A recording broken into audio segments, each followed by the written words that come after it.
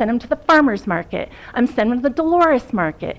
I'm making sure that my guests frequent local businesses, and you guys are collecting tax dollars off of that as well. I would like to continue that. This area of the county, that particular area, I've heard to referred as trash land. Sadly, there's no irrigation. So I have found a unique way to work this land, provide tax dollars to the county, and basically a wonderful place for people to be. If you are able to give me this after the fact exemption just on the church buildings, my business can then can pursue the necessary application or permits, sorry. I would also be able, in this moment, tomorrow, be able to sell to a developer who could do this. I would be able to continue the lease with Camp Kush. I'm the property owner and I lease it to the business. I would be able to continue the lease with Camp Kush or anyone else that wanted it. I feel like the county here could act punitively or they could act compassionately. And Mr. Candelaria, I voted for you.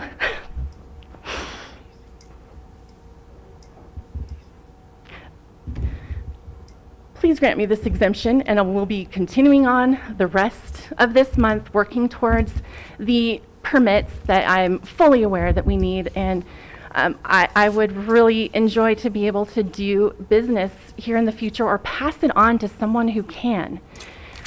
I pulled all this together, getting prepared for this meeting.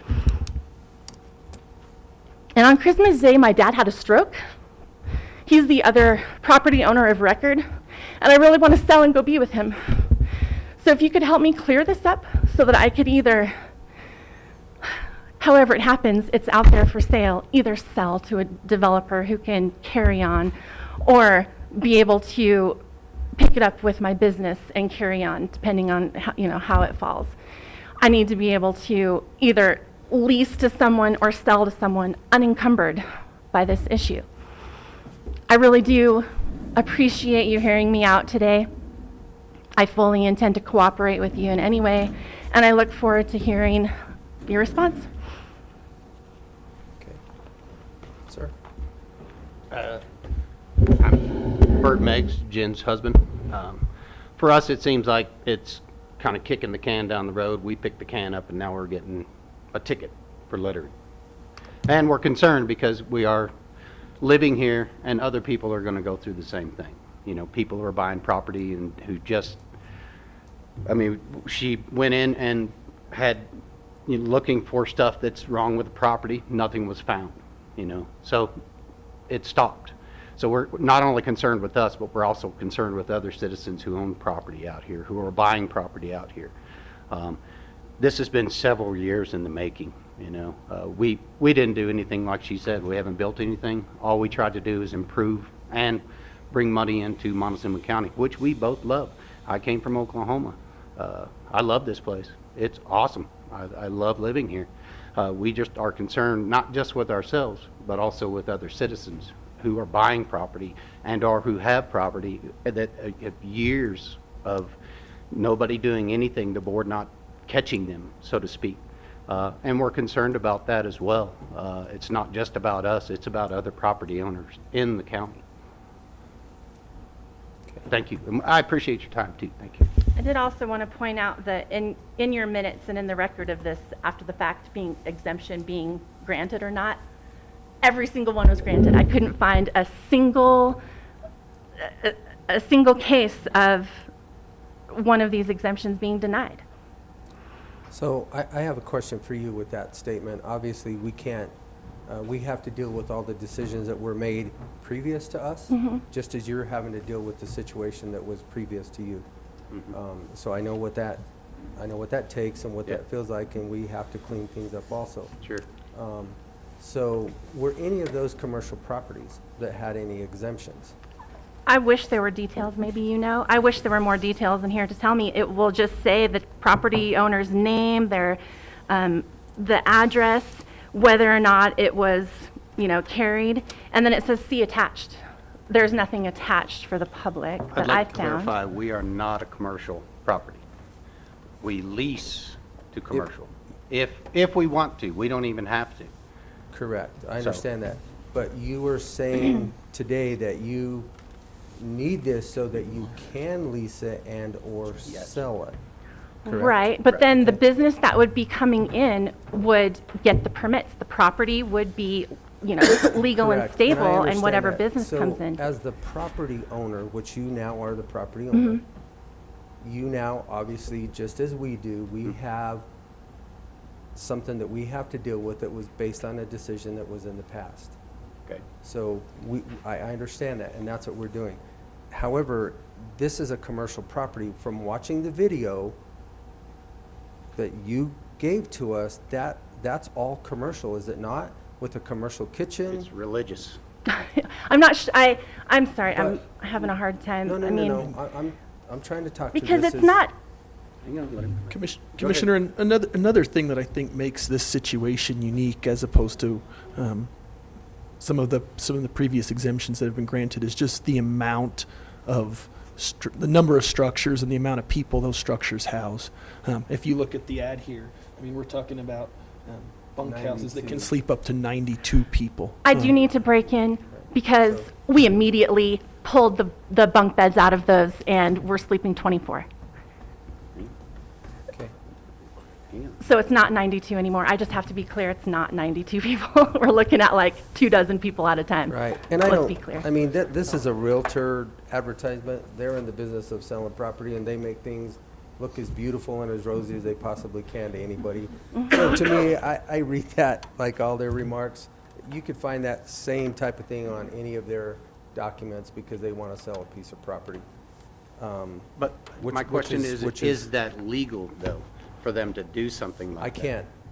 You would have So- to go to the Board of Realtors. I can't answer that. So as far And as certainly, legality- certainly any issue with the disclosures that the seller made or with the real estate company, I mean, that's between you and the seller, that's between you and the real estate agent.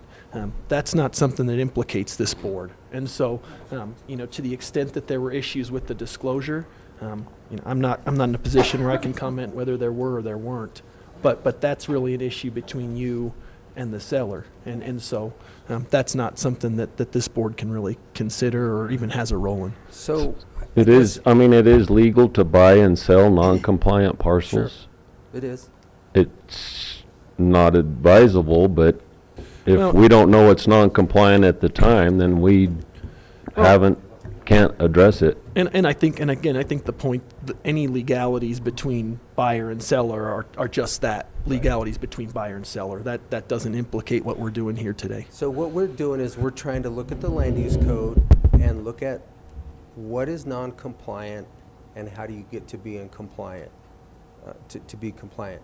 So to go through the process, which are you started through the PUD process? Because Yes. that, once you get through that process, then you do make the property compliant.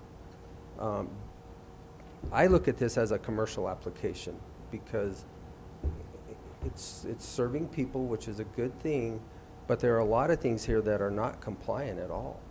Per the land use code, I understand that you did not do them, but we have properties that are non-compliant right now that we're trying to bring into compliance with the land use code. The land use code is what we have to govern by. It was voted on by the people, and therefore that's what we have to go by to Sure, yeah. serve all of the people. So, I'm not trying to get out of the whole understand that. thing. so a few of the exemptions that I look at differently is commercial and a private residence for, they're out of compliant because they didn't meet the 30-foot setback, or a shed's too close to something, or a garage too close to something. That's something totally different as an after-the-fact exemption. If this is planned to continue on as a commercial property, then I really think the process needs to be gone through, because that way it isn't compliant and you can move it down the road as a compliant piece of property if you choose to sell it. I don't think that, and correct me if I'm wrong, Don, but when you were in here the first time, we just said go through the process, get the PUD established, and then you are compliant. You So, make it sound so easy, but it's exorbitantly expensive. so what are the fees that are exorbitantly expensive for what you're trying to do here? The road impact fees for the buildings in the camp and administrative fees, things like that, the invoice I was given was $10,575. Is there a middle road that we could perhaps come up with? I feel like, I'm feeling like those fees are punitive. Well, they're actually not. So road impact fees are charged for any planned unit development because the more travel that you put on those, even if it's just 24 from 92, that is a lot more traffic up and down that road. So road impact fees are charged per the land use code for properties that impact that road. So County Road 8, you're going to impact, and 27 to get to that piece of property. Does that make sense? Absolutely. So if it's one car, it's charged per one lot. I mean, Don would have that better explanation, but Don, how, you folks, how is this property zoned? Are we up to AR3? AR 35 plus. so it's, So it would have to have a commercial zoning envelope. Yes. so it's ag. So it's zoned ag. So Commissioner, what- one other thing that I would note, and I think it's important for the board to consider, is, I mean, when we look at exemptions and we look at the land use code, part of what we're looking at is impact to other landowners. And I know that, in previous exemptions this board's granted, that's always a consideration. What are we looking at for adjoining property owners, people in that general area? When you look at this many buildings on a property, certainly that's going to be a different sort of impact than a shed that's not within the setbacks, or one home that's maybe not compliant. I mean, we're talking about quite a few structures. And so it's just something to consider as you assess whether to grant this exemption. I mean, ultimately, the land use code is in place to make sure that people's property rights are protected and that everybody's considered. And so that's just another consideration for you guys to think about today. We also appreciate that, but we also know that this has been operating for 10 plus years, and nobody's said anything. We've actually got neighbors that helped build it. Absolutely. So we understand the road impact. We do. We Which really is do, not but it's uncommon been, to us. Huh? That's not uncommon to us. We're dealing with properties Sure. now that Yeah. have been there Yeah, since yeah. the beginning of time, but now Hang on. because of a neighbor has brought up the land use code to us, now Okay. we're having to deal with other properties. okay. So So my question is we're here not for Camp Kush LLC. We're just here for our personal property. If we say, okay, we're not going to go commercial anymore, right? We're not going to rent it out. We just want our buildings to be legal. And that's what we want, right? Because if we don't have our buildings legal, then technically we can't sell them like that, which means that we got to start pulling them off because we can't use the property, technically for leasing to commercial buildings. So the lease agreements and all that other stuff is on down the road for us. We've canceled our lease agreement with Camp Kush right now. We have no choice. We can't make any money off of it. What we're looking at is, as property owners, we have buildings on our property. Whether we use them or not, we'd like to have them to be able to at least sell them like we were purchased. We bought them like this. So I think you do have that opportunity right now. You could sell it right now. But it's non-compliant, and we cannot add the buildings So- to it. So I think what I understood you to say, Commissioner, when you were talking about the commercial use versus residential use, this has been used commercial, and I think what that shows is it can be used commercial. Yes. Now, whether it's being used commercial or not, that's not the only thing you have to consider. Even if this isn't being used commercial right in the present time, it can be used commercial. And you look at the impacts of potential commercial use when we're dealing with this many structures on a property, this type of structure on a property. The potential for commercial use is there. Obviously, it's been used commercially. Sure. If you decide to not use it commercially, well, that's all well and good, and maybe it doesn't affect the property owners in the here and now, but then 5 years from now, somebody uses it commercially, and we're right back to where we are. Yeah, that would leave it to them to come before the board and put in all the paperwork. My point, Commissioners, it's not just about commercial use or residential use. I mean, that's certainly an element of it, but it's really, What can it be used for? Exactly. And the way it's set up, it could obviously be used for commercial use And Okay. Could we Probably touch could on be. that commercial use? So under AR 35 plus, there's a variety of businesses. Are you indicating that if somebody, because I'm marketed, insured, and licensed as a bed and breakfast, are you saying that if it's a use by right, it still has this commercial aspect? I'm just trying to understand because a bed and breakfast is covered under my zoning. Why would it have to be commercial? AR 35 plus includes it. I think it's important to maybe steer this a little bit away from Okay. commercial versus non-commercial and really look at whether this is an exemption you want to grant. And I mean, certainly an element of that may be the impact of potential commercial use. An element of that may be the number of structures on the property. Those are things you guys have to think about. But, you know, as far as in the here and now, whether it's being used commercial, I mean, again, it is, and that's an impact to the surrounding landowners. If it stops, again, maybe that impact stops, but it's that potential, and so that's, I think, where we want to go.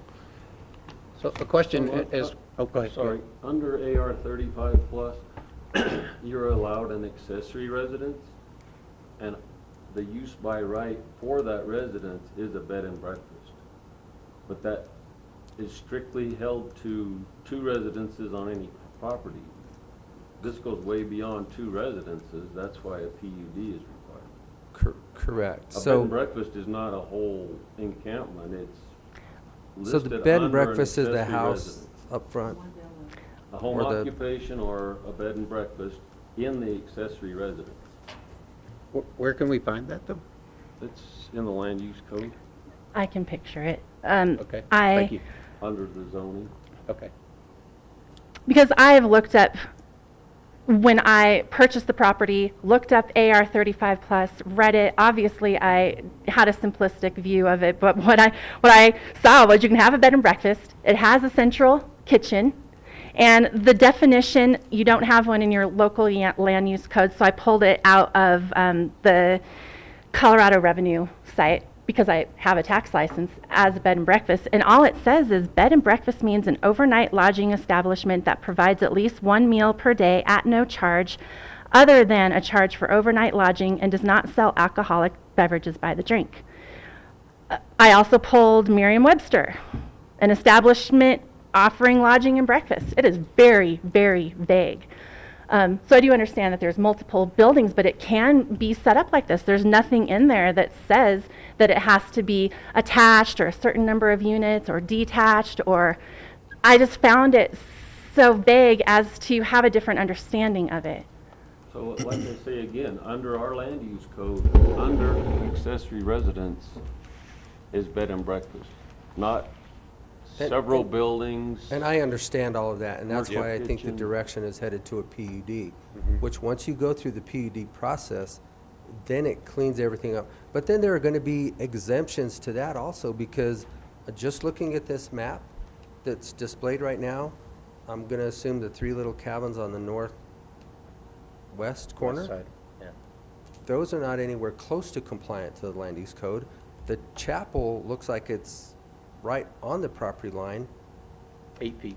It's, So, yeah, it's 8 or 10 I mean, feet. from the map. And that looking down middle that. building, we're only talking about actually the So- chapel and that middle cabin. The other 2 are actually like squeaking right in there. And there's Right. other documents that have been submitted that have the actual So- measurements. So I guess what I'm saying is that there are still variances, once you go through the PUD process, that we're going to have to look at anyway, because it's not, the setbacks are still required. So whoever did this, and I don't know who it was, and it doesn't matter now, it's that we all work together to clean it up. Yes. And I guess that's all I'm wanting to do, is let's work together to get it cleaned up.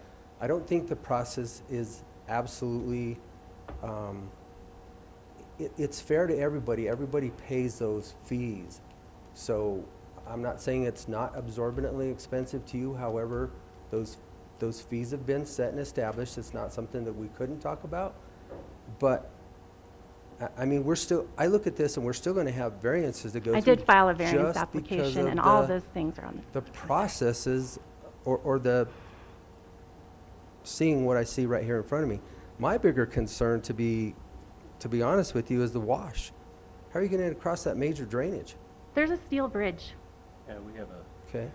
And Tin horn in there. there giant again, that's a tin horn. whole other question, because we have drainages farther south of town that steel bridges are put across there, they're not permitted, they wash out, they make all kinds of problems. Which is, you inherited a problem, so we can fix it, we can get through it if we work together. To just grant a variance, I think there's some steps that we need to get through before we just grant a blanket variance. I'm not comfortable doing that because I don't think it's fair. I don't think it's right. Is there a happy medium that we can reach somehow, fee-wise? Is there anything that can be done with that? I think we have to be careful there about adjusting fees, because those fees are set forth and they apply to everybody. And I think it's Correct, and important that I we just treat said everybody that. equally. You know, the fees are there. And just like I said, those fees, because you do impact that road. And if you have just 24, not the 92, it is, you know, I looked at this on the GIS map last night, reviewing it a lot. There's a subdivision right down the road from you, a pretty major subdivision. And I would assure you that they paid all their impact fees for what they're impacting. Sure. And it was, I don't know how many lots, I didn't count the lots, but Yes. It's 27 to 30 lots. so Yeah. they paid a pretty substantial Right, amount. but those, So that would have been the person that built it. Yes. I understand that because they went through the process correctly. I understand you purchased a property that is non-compliant, but to work with you to get it compliant, you just need to go through the process, and then we can work through the variances of the buildings and something like that. Right. I So- don't, Oh, sorry, go ahead. I didn't mean to interrupt you. Is there a number of people that can show up that keeps us out of a commercial?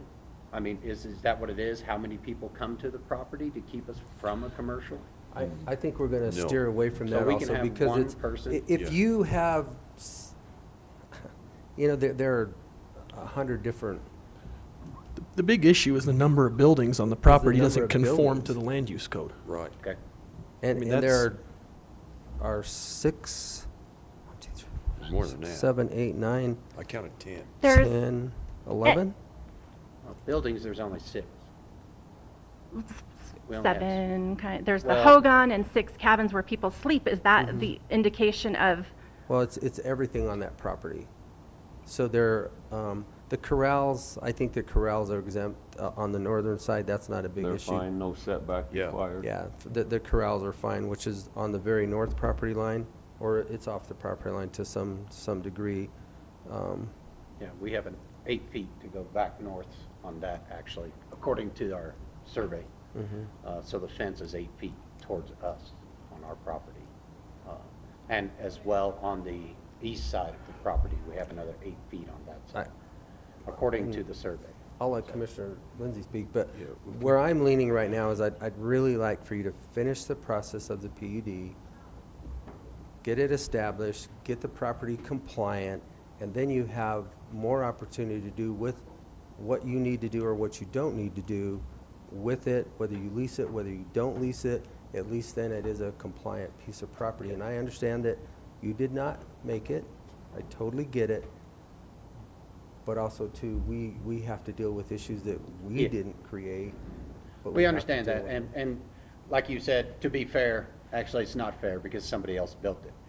It's basically kicking the can down the road, we picked it up and we get a ticket for littering. Well- And that's kind of the way we feel. I understand how you We're just feel. looking at the property as a resale, it was there, we purchased it, which seemed to be legal, in compliance, and that's why it was purchased. Well, they didn't do a very good job on their disclosure statement. And if I read a disclosure statement Sure. like this with nothing on it, I would have questioned it, but that's me personally. I'm not saying what you did was no, wrong, to me it but was, a disclosure statement typically has everything checked, not nothing. I know. So, When it came up, to me, it was no indication of any problems. Right. and I understand that also, but I think it's going to be, I think it's easy enough to finish this, go through the process, and we clean it up. Okay. Yeah, we need. I just think that it's If we were to grant this variance, we, in essence, dilute our land use code, in a sense that everyone down the road now is going to want a variance for this and a variance for that. And, I mean, fence lines and setbacks, we can vary, but when we have this amount, I don't think so. I think it's just a cleaner process, and I get it where you're coming from. I truly do. Because you bought something that you thought was a clean piece of property that had these structures on it. Sure. And that you Absolutely. could work with it however you chose to. I totally understand that. However, now that it's been brought to our attention, we just need to clean it up in the proper manner, and we won't kick the can down the road, and we'll get through it. I know, So, but the can kicking stops with us. We have to do that, which is, I mean, you understand what we're talking about. If, I mean, you buy a piece of property thinking everything is okay, you know, you've done everything and you get your paperwork back and you say, okay, this is fine, and you buy the property, I'm sure you'd be sitting here arguing the same argument that we are. Totally And- understand where yeah. you're coming from. And- I really do. However, for us to be fair for the entire county, once Sure. we get this property cleaned up in the right fashion by the land use code, then it's better for all of us down the road. Sure. But I do find it fascinating that it's been out there for 10-plus years, and now all of a sudden we have a neighbor calling on us. When Well, most I of the don't know neighbors if are that's what helping. happened It or wasn't, not. Well, it that's what wasn't a somebody neighbor. said. I'm just saying, I'm not saying Well, that that's at what it all. was I'm said just- coming from up there. I'm just repeating what was said by you guys, so. Yeah, I To said us, on it's other fascinating. properties, the neighbor has called and complained because we don't have really any avenue of knowing what's Sure, happening. and I'm not asking, but that's what was said, so I'm just going off what was said. Because neighbors have helped. They helped the preacher build it, you know, they helped do a lot of stuff down there. Never said anything, you know, not one word was said for almost 10 years. You know, this thing's been operating for 10 years, over 10 years probably. So, and our curiosity is because it's become commercial, now it's, right? Well, Right. actually, I'm going to go back to, I'll digress to the number of buildings, because now we're Okay. looking at Okay. a planned unit development, just like a subdivision down the road.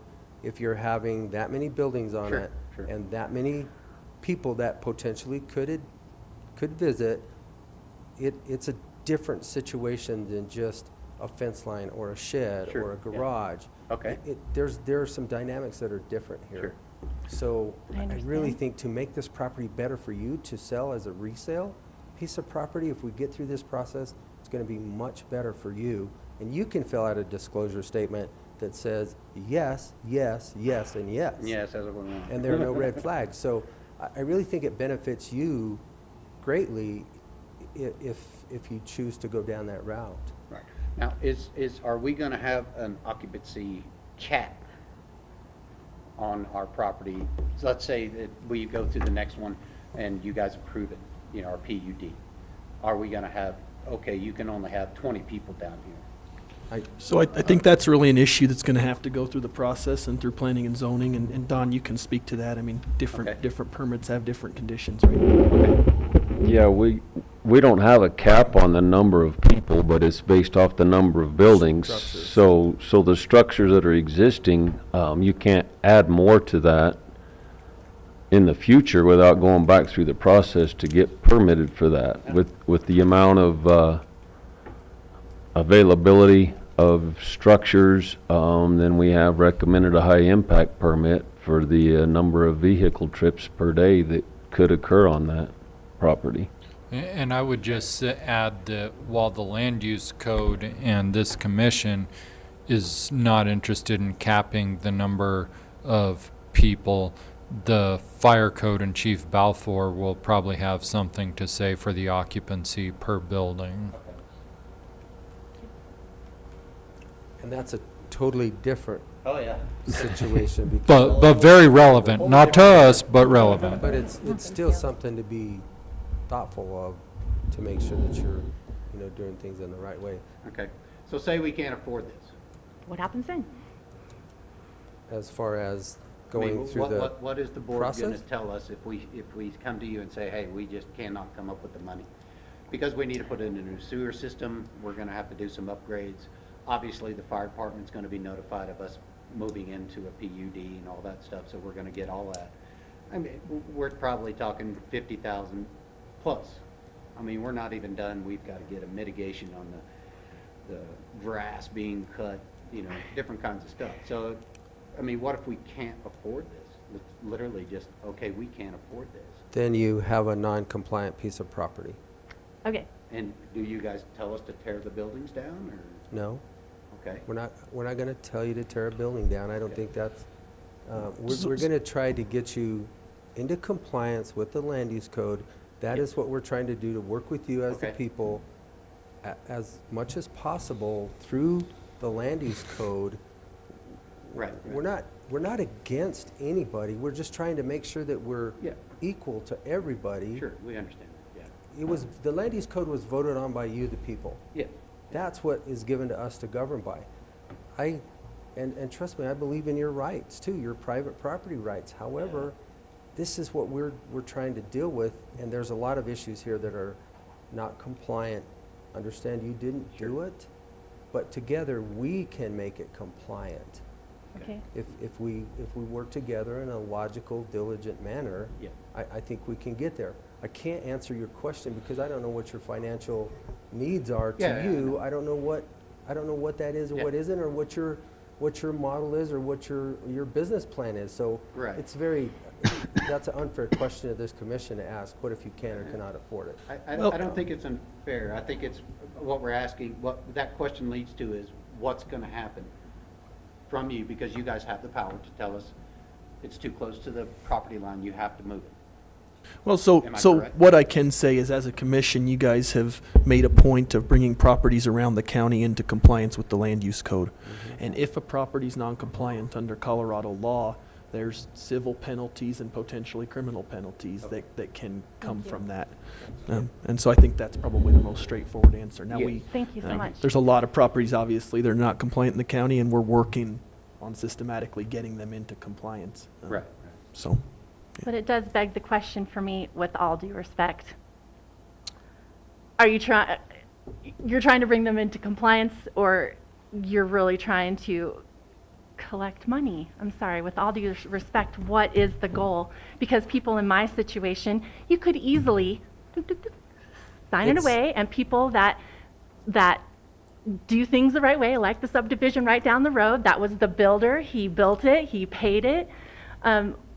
He planned it, all of that. But for people in my situation, and there's going to be more across the county. I mean, oh my gosh, everywhere I drive, There- because we're going there through will this be. right now, everywhere I drive, I look at them, that's not compliant, that's not compliant. I wonder what they have, I wonder You what know, they have. for the last year, we have been stating in here, in our meetings, and letting people know, specifically those that are watching, make sure you go through the process and do it right the first time, because then we're always trying to clean things up on the backside, much harder to do, which is where you're facing. I still think my statement is, if we work together logically, we'll make this work. Yeah. And we want that. That's We what we're do. here for. And then you are not out of compliance, and you could still be out of compliance and sell your piece of property today. Yes. So, I'm not sure if that's what you want to do, but Yeah. I just- What we're doing is obviously, we'd be crazy not to at least come before you, show you what we have, and fight for what we have. Right? We pay for it. Yep. Every day, we put money into this property and we pay for it. And you guys would do the same thing. Everybody would do the same thing. And that's what we're doing. We're trying to fight for it as much as we can. We're not trying to fight against you. We're just trying to fight for what we have. and I understand that, and I don't think we're taking that Okay, in yeah. that regards. You're asking for something. Sure. We're having a conversation, a dialogue. Yeah. And Okay? It is interesting to, I pay sales tax. People who are on just a private piece of property. actually, let me stop you right there. You don't pay any tax to Montezuma County as far as the sales tax.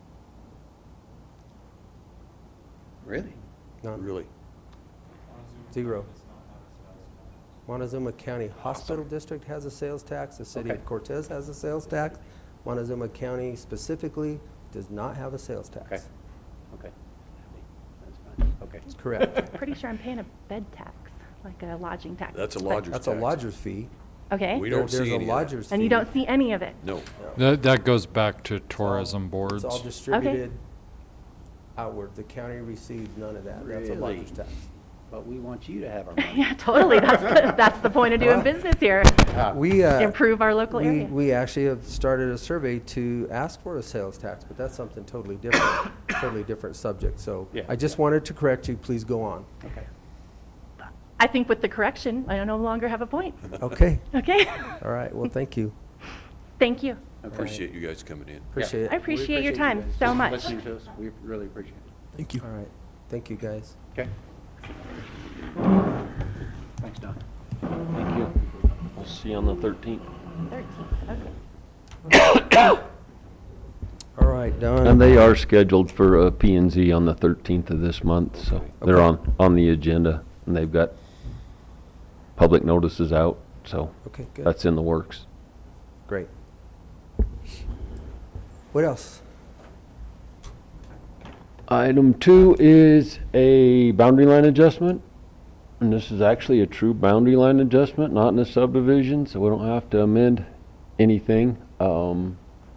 Application by Curtis Duncan and Lindley and Zelda Lindley out on County Road 20. Shaq, you want to bring it up?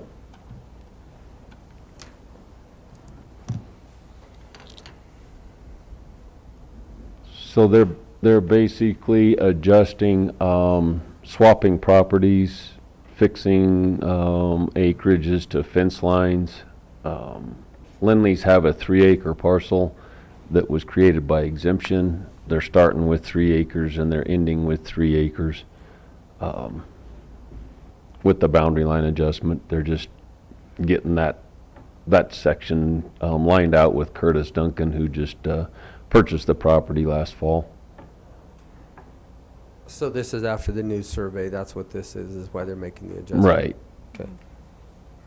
All right. I don't have any questions. No, I don't. Pretty straightforward on this one.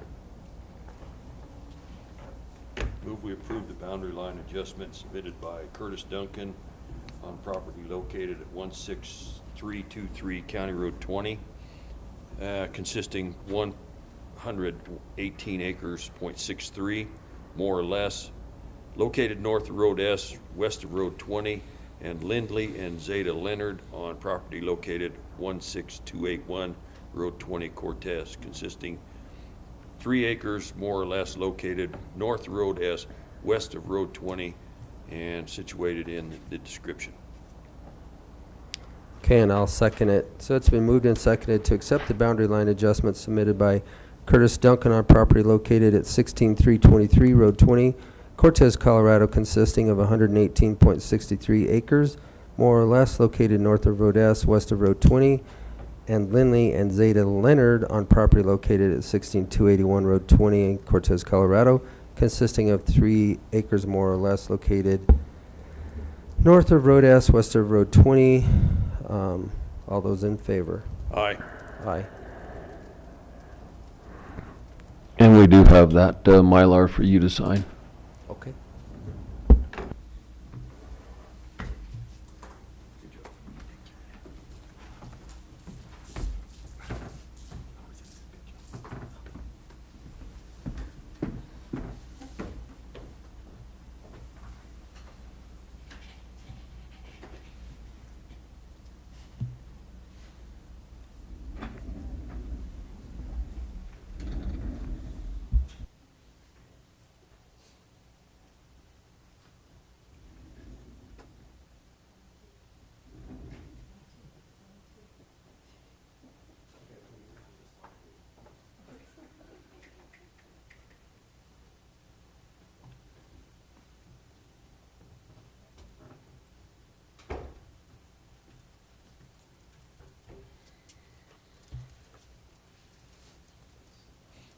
We need some lawyers in here to hand out cards. Yeah, I know. They got a legal problem. I mean, I feel I do too. No. You know, uneducated land buyers are a real problem. Maybe that's not right, a real problem, but they step in. They create real problems for themselves. They do. You know, that old term, let the buyer beware, and expect the county to fix it.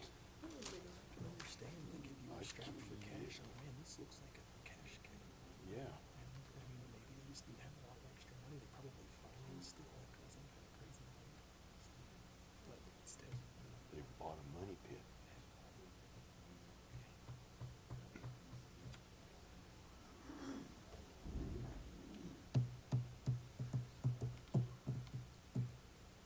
I'm by myself now.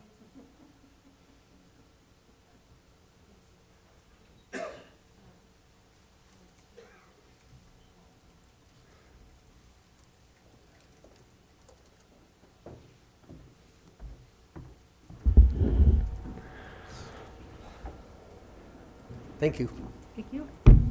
That's all we got, unless you have something for us. I don't think so. No. Not right now. Cool. Wait to see what you bring us next week. Jane, you're not allowed to leave no more. That's right, always causing problems. Thanks. Thank you. Yep. Thank you, guys. Kim? There is a liquor license renewal, if you guys have a minute, that Miss Jerry would like to present to you. We do. We have a minute. Jerry, come on down.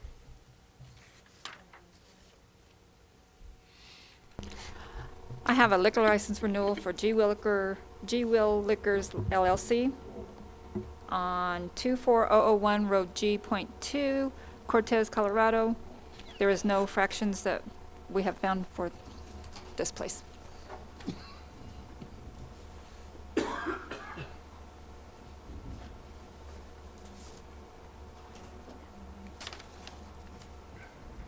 Move we approve the retail liquor or fermented malt beverage license renewal application for G Will Liquors LLC located at 24001 Road G.2, Cortez. And I'll second it. So it's been moved and seconded to accept the retail liquor fermented malt beverage liquor license renewal application to G Will Liquor located at 24001 Road G.2, Cortez, Colorado. All those in favor? Aye. Aye.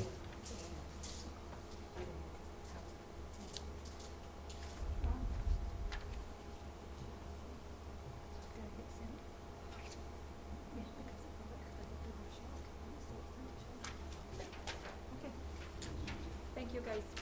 Thanks, Jerry. You bet. Next, we have our public comment session. The Board of Montezuma County Commissioners welcomes you to this meeting. Person speaking during the public comment will be limited to 3 minutes, or depending on the number of people wishing to speak, it may be reduced to allow all members of the public the opportunity to address the board.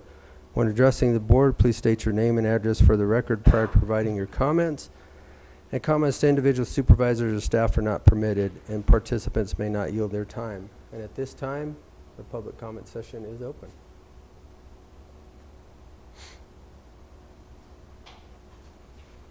It's a new year. Okay, seeing none, we'll close the public comment session of this, and we will move on. Next on our agenda is the organization of the commissioners and reappointment of department heads. Shaq. So normally, commissioners, at the beginning of each year, the board reorganizes who's going to be the chairman, who's going to serve on what boards, and you guys have a discussion and make that possible, and then reappoint department heads for the following year. I do have a list before you of who served on what boards last year. My recommendation would be the with Commissioner Stevenson absent, that you table this part, but that we could go on to the regular appointment of department heads. And let me shrink this so you can see the whole list. Of course, it's totally up to you. You could go ahead and reorganize without him, but my suggestion would be that you wait until such a time as he can be with us. I agree. Any issues? Yeah, I don't No, have any that's- issues with that. That's basically the committee that we sit on and represent, so I'd just wait for Commissioner Stevenson to get back also. So we can table that until he's back, Till but we later. can go ahead with the department heads if you want to, Commissioner. I move we approve the department head list as presented. Okay, so I will second that. It's been moved and seconded to accept the department head list as presented for the year 2022. And I won't name all those, but they'll be attached. All those in favor? Aye. Aye. And you could probably appoint the legal publications and newspaper of record, since we only have one. Can't that wait also? Yeah, we can wait. We'll just, We'll keep them in suspense. we'll just let them wait.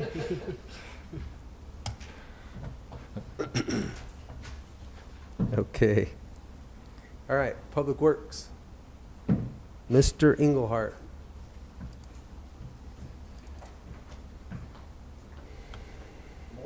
Good morning. Good morning. Happy New Year. Happy New Year. Guys had a nice holiday? Yeah. It was Sounded good. like it. How was yours? Every day. Good. It wasn't nice. Had a little snow to plow? A little bit, yeah. That was nice. I mean, it was good. It was it wasn't like buried in it, but it was every day busy. Yeah. There was a crew somewhere every day. You know, didn't mean they were all out, but there was somebody doing something, except for yesterday. And we had one day yesterday where everybody got to kind of go, "Phew, that was wild." You know? The wind gave you a break.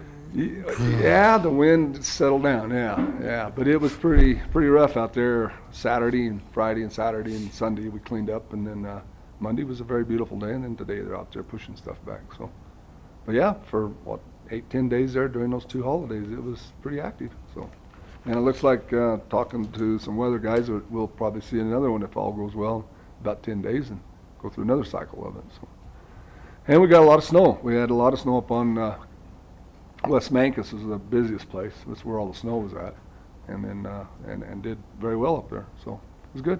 So Good. Appreciate you guys being Yeah. out there. well, thank you. I do too. I actually sent you a text.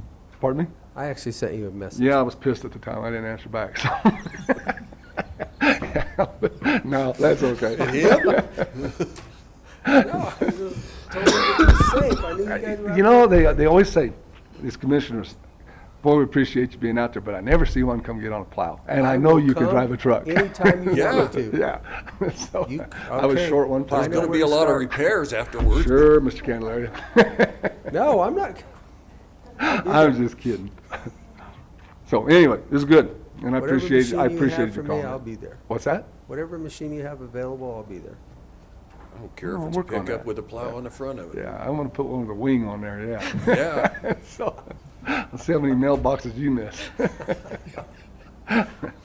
If you never drop it, I won't hit any of them. That's a good way to do it. Yeah, that works. So, but no, I'm just kidding. It was good. It was. I appreciate your comment. It was just busy. We stayed pretty busy, which is good. We wanted it, you know. So looking at our monthly schedule for January, that will continue with the red there, the orange, or where that is, the red.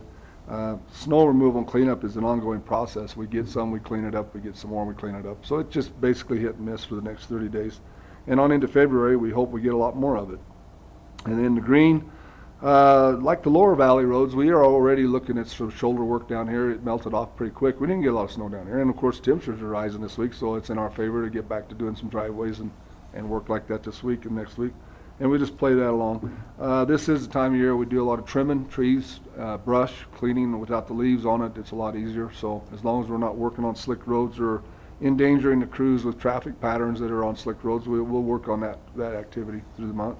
We're seriously considering renting another track machine with a mower on it to get 2 of them going at this time of year. We got the one and it's working great. We came up all the way up out of McCalma before the storms hit and got everything trimmed back. It hadn't been back that far in years. And so we're continuing down Road G and towards the landfill on 25 and different areas that are needing some trimming done. And of course, the lower valley, we can do that. We get up high, of course, we won't do it up there, it's just not worth it. But we may rent another machine for 30 days if the weather holds like it is, and we can make it work faster. So that's kind of what we're doing. We do have some rock we want to remove at Alkali Creek. We'll try to get started on some of that this month, kind of in the middle of the month maybe. It's part of that cliff we want to remove to build the bridge, and we'd like to do it this winter before the contract goes out or the bids go out, so it's not part of that bid removal package. So we might try to get some of that done depending on the weather. So, but that's basically what we're doing in January.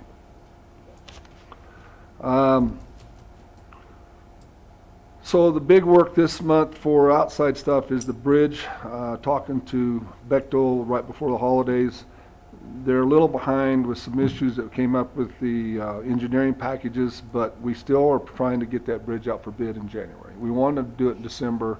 CDOT's pushing us to get it out, which is good. I'm glad they're right behind us on this. So I think it's going to be a real effort to get that out by the middle of the month. And we'd still like to start construction on that May-ish, somewhere in there, April, May, and get that all done. So that's still in the works. The slide, hopefully by the end of this week, we'll have a plan put together that we can go before the tribe and I can present to you guys to show you what our plan is down there. We had some engineering problems with COVID related issues, so it kind of delayed things through the holidays. And that engineer that's working on it is back and doing well. He's made it through fine, just was off for about 10 days.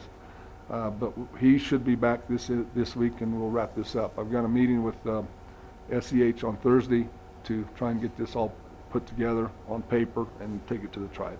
And I would recommend, if it's okay with the board, to have Ian go with me if we do get a meeting set up with the tribe, and you too, of course, if you want to come down and have some legal representation at this meeting with the tribe, because we will be working on their land, in their land, and doing a lot more extensive work than we have been doing.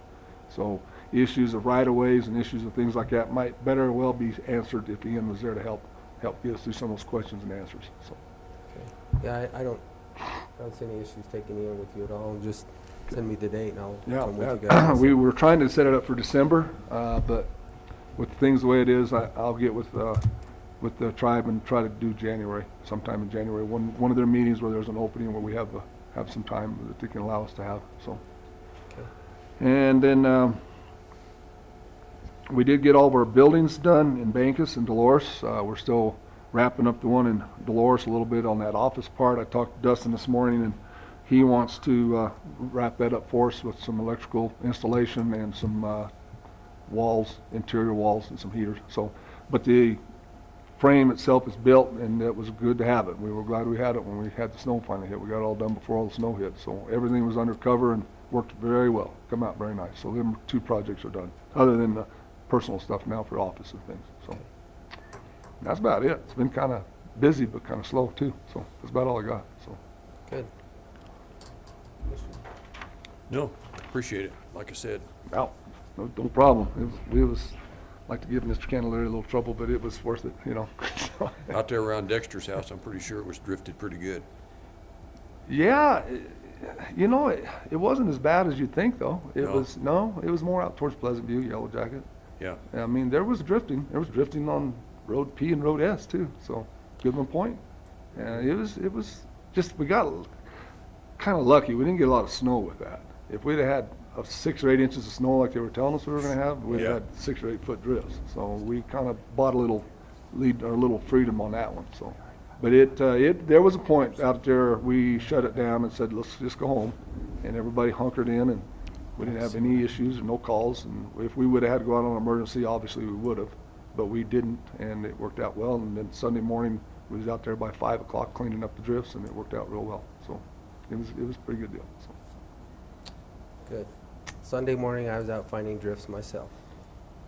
Snowmobiling, were you? Yeah. Did you find some? How much snow's up at Groundhog? You know, there's not Not a lot up there, huh? No, there's probably 24 inches, but Yeah. it wasn't as significant right there at the lake. I mean, up higher there's some, but where the wind blew, it's plenty deep. I think And a lot of those some drifts. people were telling me up at West Mancus, up in that area there was 4 to 6 feet of snow over the whole thing. You know, And there would be more up high. and that's where we were the busiest. Mancus crew were the busiest. They spent more time pushing snow than any of them. So, and they got a good snow over there. I was just going over them and not through them. That's the way to do it, yeah. Thanks, Rob. All right, see ya. Have a great new year, and I'll be by for my training.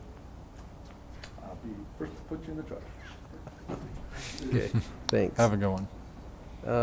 Noxious weed is next, but Bonnie is not here, is canceled, so we're gonna go to the landfill.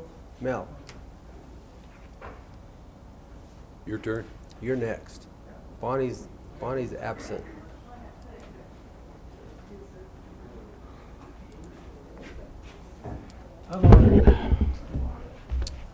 Good morning. Not a whole lot going on at the landfill. It's pretty stagnant right now. I think Shaq has our budget up. BOMAG is on its way.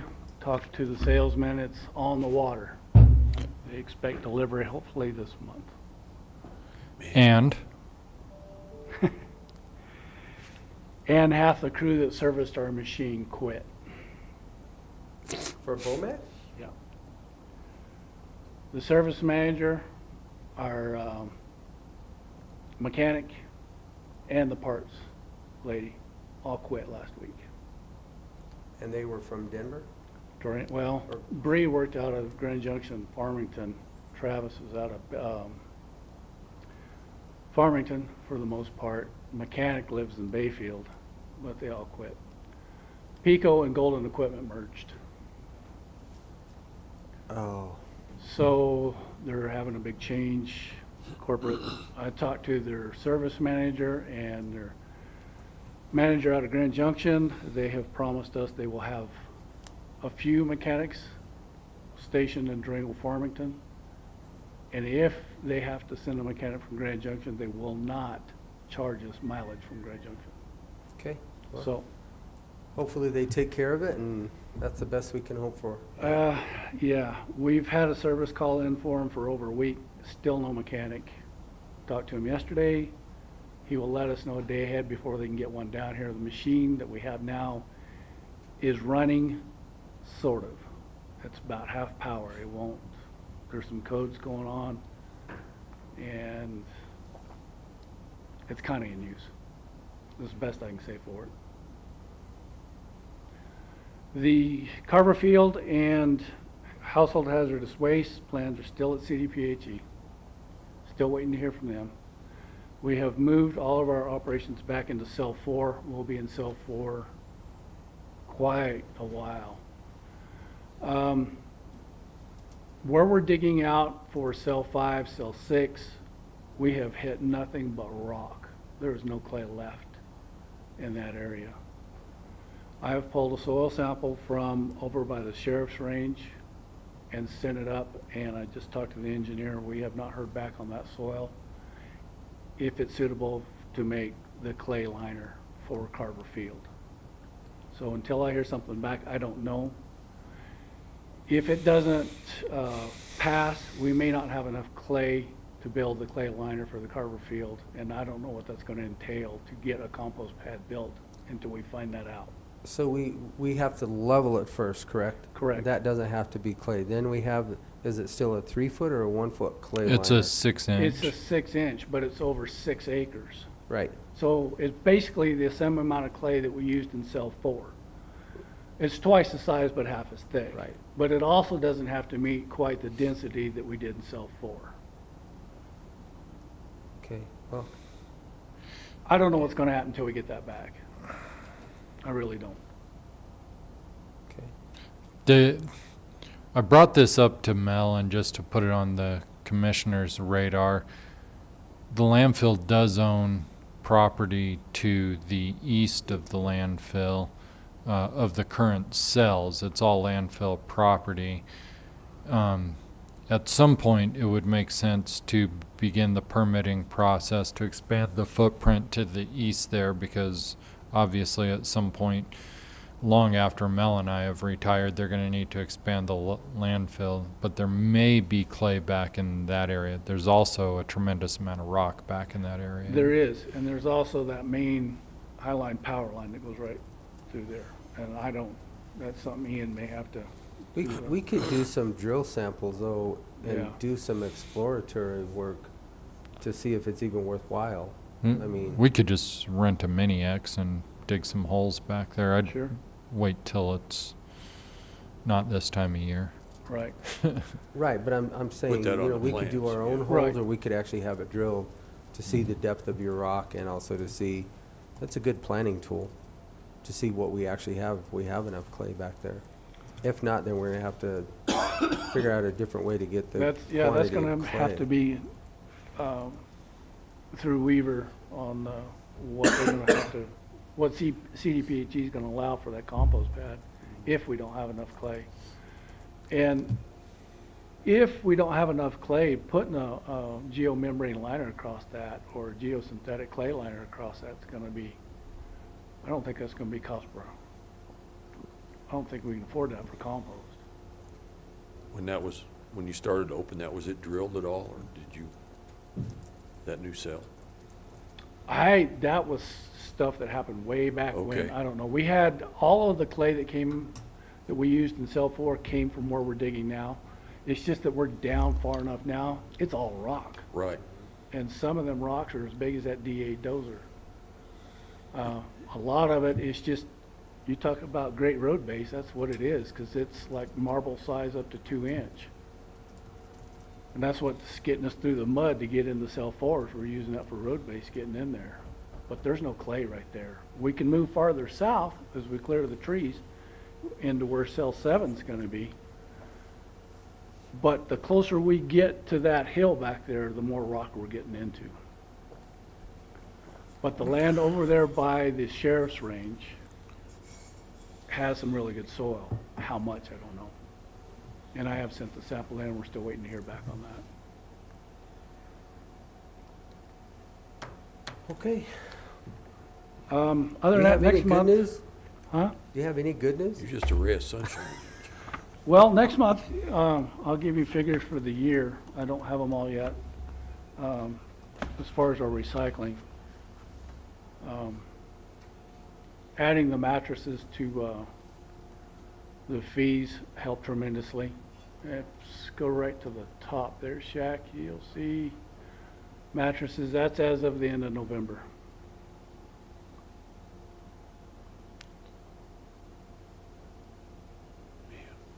Where do all these mattresses come from? Every day. Motel. Are the motels changing out again? Not yet.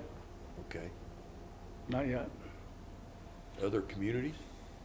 It's just everybody coming in brings one, maybe two at a time, and it adds up. You get a community.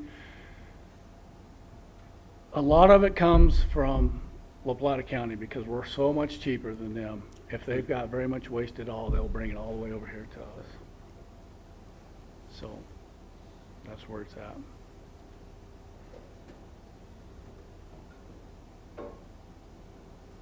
Anything else? No, sir. Nope. Enjoy the wind. Yeah. Last time we closed for wind, it was 64 miles an hour down there. Last week? Last Thursday? Now, right before Christmas. All right. Thanks, man. All right, thank you, gentlemen. Good luck with your new machine. Yeah. Hopefully we get it. Hope it isn't old by the time you get it. Thanks. Fairgrounds, Justin.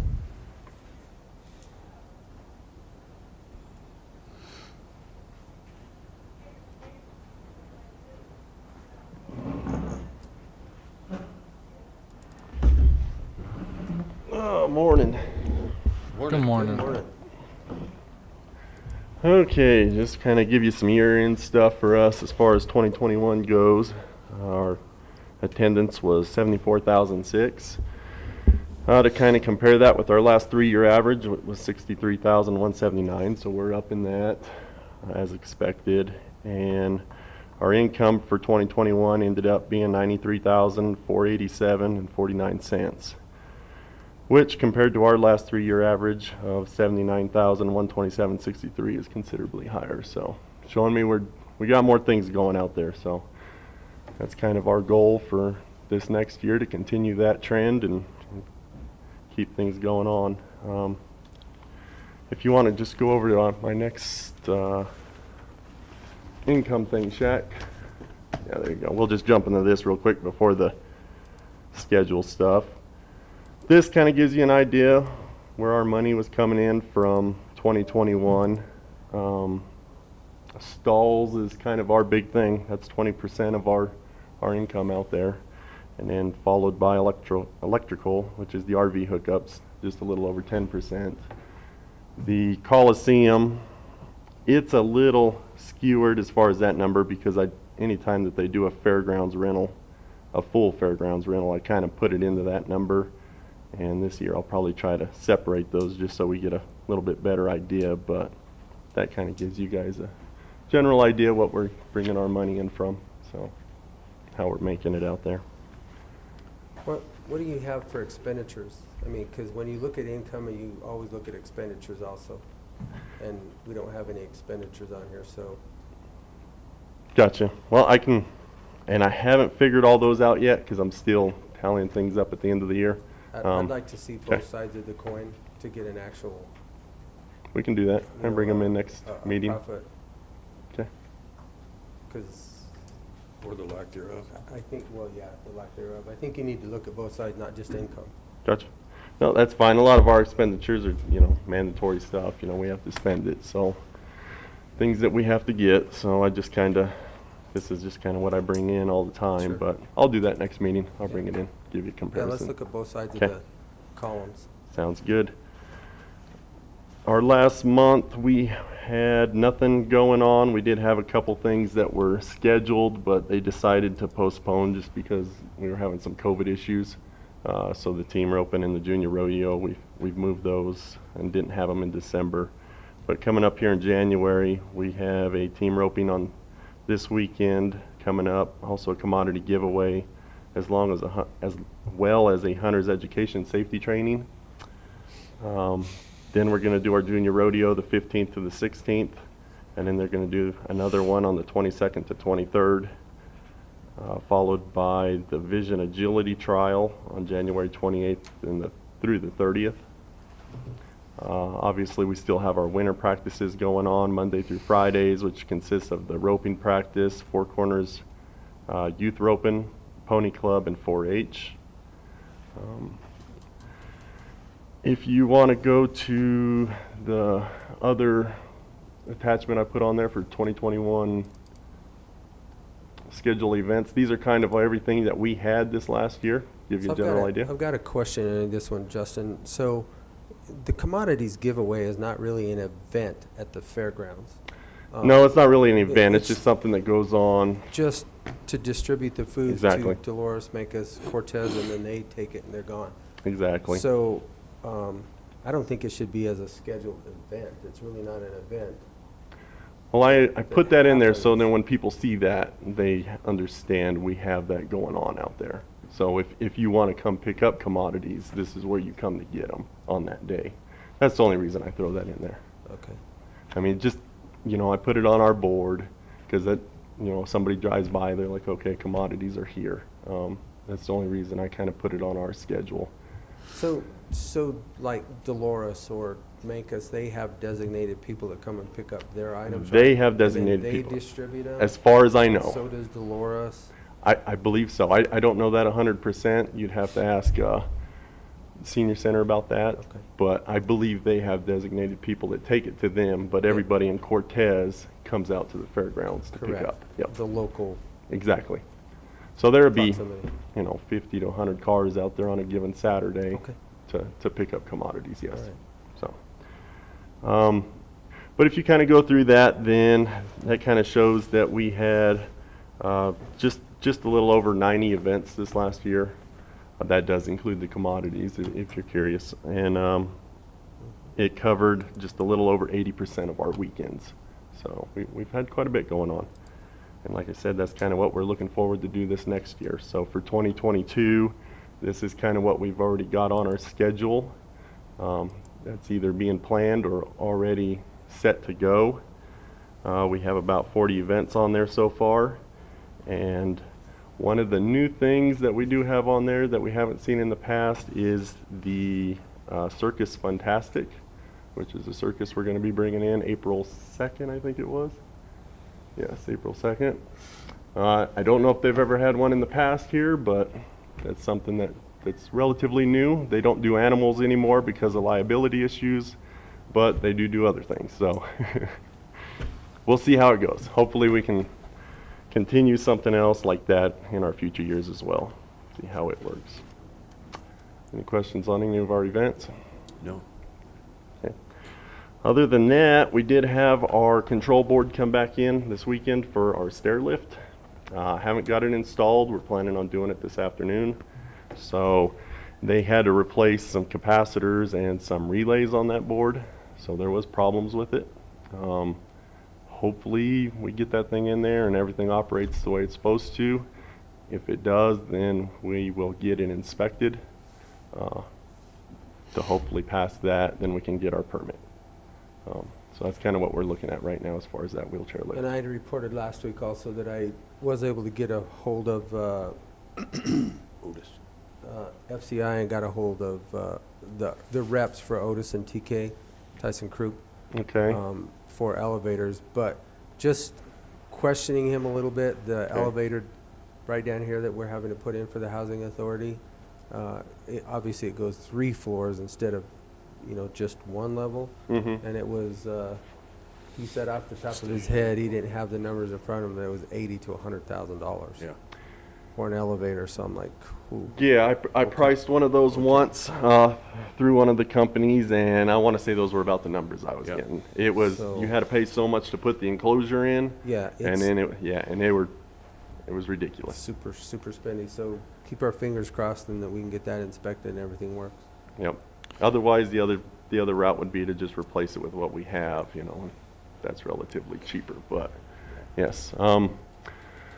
Other than that, I think Dustin came to you guys last week with the bid stuff as far as the suppression system, and you guys awarded that to Cooper. So I have been in talks with them as far as scheduling them in to get a notice to proceed out. We're working, I think he's going to talk to Montezuma Water on the 11th. So as soon as we kind of get what they're going to do and coordinate with Cooper, I think we'll be able to schedule them in somewhere in the May time frame is probably what we'll be looking at, which is right after winter and right after all our big main events. So then we can get them in there and hopefully get all that fixed. But we'll kind of keep you updated on that. Commissioners, did you want to discuss moving to general 3-phase at this time, or did you want to put that off for a week when potentially Commissioner Stevenson could be here and address that in a workshop? I think we can address that in a workshop. We'll wait for Joel. I did look at did you look at the I glanced at spreadsheets? it. I did. I glanced at it. I didn't go through it. I didn't pickle through it a lot, but just kind of a general. So, if I understand this correctly, and I did talk to you last week, as long as we don't hit over that 75 kVA, we're not paying those demand rates of that But all it over takes is one 75 time. kVI. or However, kVA. if you go over However, it one looking time- at your schedule, my concern is in April, when you have these bigger events here, Mm-hmm. that's why I asked last year, is there any way to separate those? Because then we end up paying those demand charges for the entire year. We're gonna hit it one time and we pay those demand rates. I know it, but there's So, I think, I'm concerned for April looking at your schedule right now because those are probably gonna be some pretty good power pullers. You got Ag Yeah, the Home and Expo Garden is- Show, the Ag Expo, well, of course, that's a different month. Right. So depending on the billing cycle, how they hit, Yep. it could hit in there, and then we hit all 3 of them. The Gun Show, the Ag Expo, the Home and Garden Show, we're gonna be over the 75 kVA.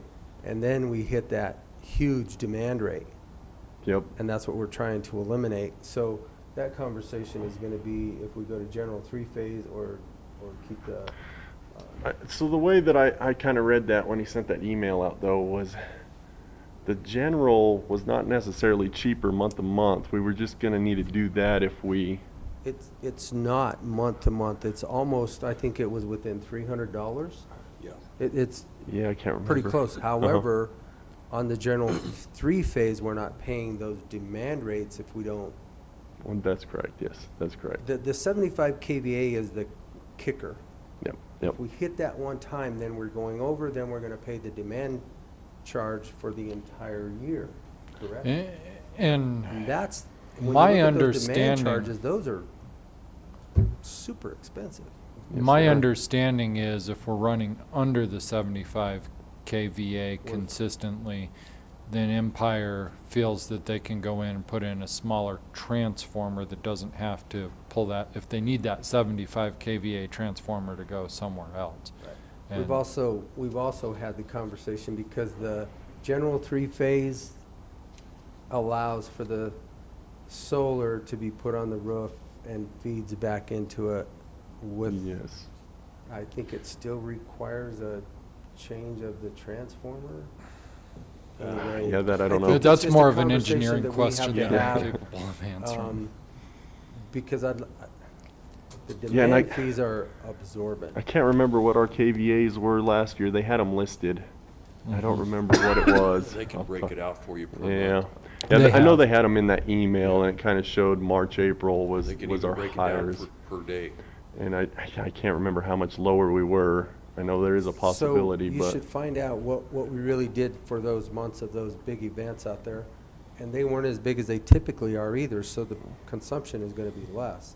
But if we go back last to year was pretty much historic, good. You know, what were our consumptions in 2019, 2018? Yeah. The last 3 years, go to 2017, that's where we're gonna be able to.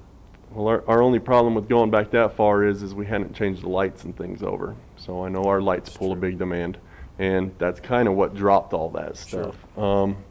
So last year was probably our best as far as going forward because we were almost at full going. 2020 we weren't, but 2021 we kind of were. What kind of lights you running now? You running LEDs? We're running T5s in the actual T5s? arena. Okay. All the office and meeting rooms are all LEDs. Okay. But we are T5s, which it we used to be changed those. A lot of them. Yeah, it used to be T8s, wasn't it? No, it was They're no the mercury it was those vapors. halogens that would I can't remember what they call them that take a while to start up and fire Yeah. up. Those Low big pressure ones. sodiums. Yeah, something like that exactly. Yep, that's what they were. And once we went away from those, that stuff just dropped dramatically. And then we got everything else changed over to LED, so everything has dropped pretty good as far as our overhead, you know, day-to-day expenses and lighting and all that. But I would rather just get all that information, let's talk about it at a workshop, because it's, you know, Should I ask Josh or Andy to be part of that conversation? Yeah, Okay. Andy.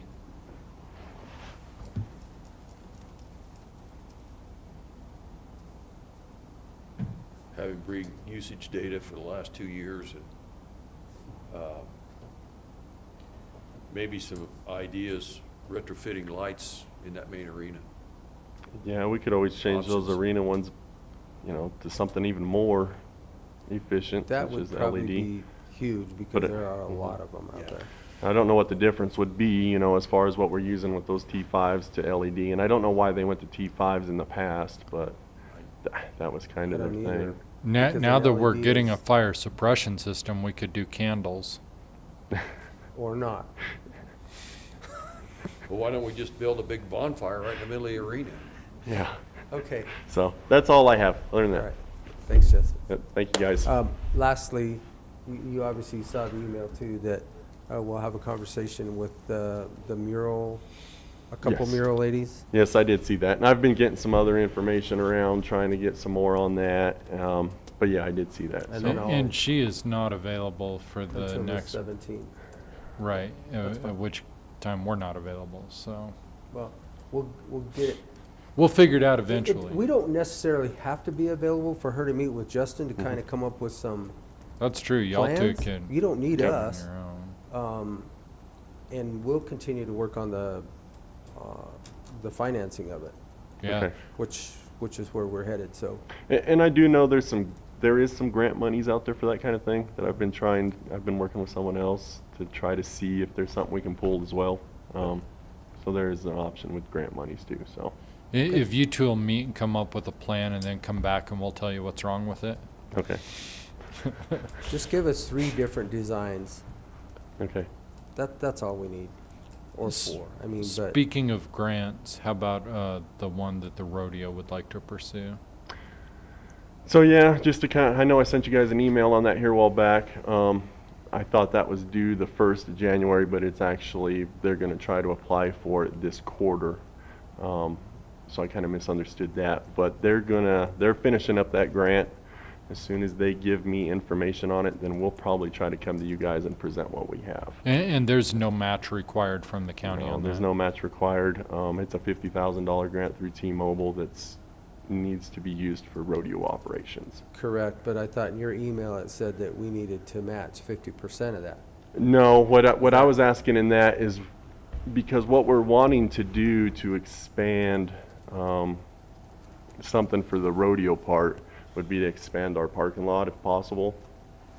Because with them, they have the carnival that comes in the same time as the rodeo, which creates a lot of congestion as far as traffic. And of course, this last year, we were congested all the way back to town on the highway, but they simply need a little bit more room out there. So if we could expand that parking lot a little bit, then that would give them the option to kind of help move that carnival over a little bit, free up some more parking, also make it safer, for people going back and forth to each one of those.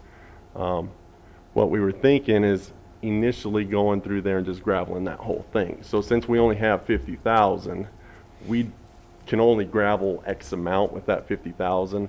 The ask was whether or not you guys would want to gravel more for an additional around 40,000 to kind of do more of that parking lot. But that was something we were going to kind of talk with and then come to you guys later with and see if it's something you're interested in or not interested in, or kind of show you this is what we have, this is what we can do, but if we want to do a little bit more, are you guys willing to add a little bit to it? That was kind of that additional amount. So if that kind of clears that up. Okay. But we'll come back to you with that as soon as I hear back from them. They're working on that grant stuff, so. Okay. All right, thank you, Justin. All right. Appreciate it. Yep. Have a good year. Good luck with your lift. With our lift. Yeah, his lift, whatever. All right. The lift. Unfinished business. I don't have anything on my radar at all, Shaq, unless somebody I else don't can. either. Nobody? Okay. Well, we'll move right along. And since we've already got through all of our reports, we do have a Board of Health meeting at 1:30 this afternoon. Some pretty big discussions on there. One is replacing our dock. We have a dock that's retiring. And so that'll be a pretty good point of discussion. That starts at 1:30. And with that, if you don't have anything else, Motion to adjourn. okay, I'll second it. It's been moved and seconded to adjourn this January 4th, 2022 meeting. All those in favor? Aye. Aye.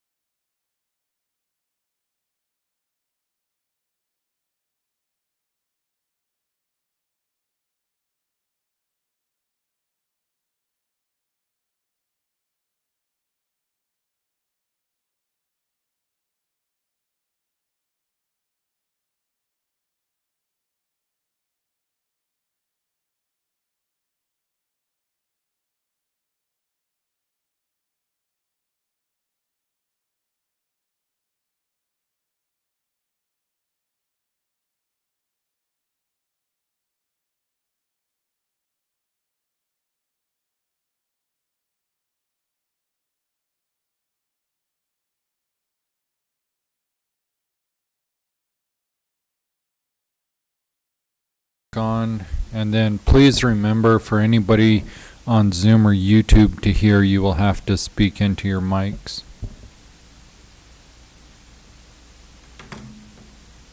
Okay. We're good. We're good to go, Miss Director Locke. Okay. Would you like to start? Yes. Good afternoon. Just brief intros. I'm Bobby Locke, Montezuma County Public Health Department Director. Laurel Schaefer, Assistant Director for Public Health. Dr. Kent Aiken, Montezuma County Health Physician. Kent Lindsay, Montezuma County Commissioner. Jim Candelaria, County Commissioner.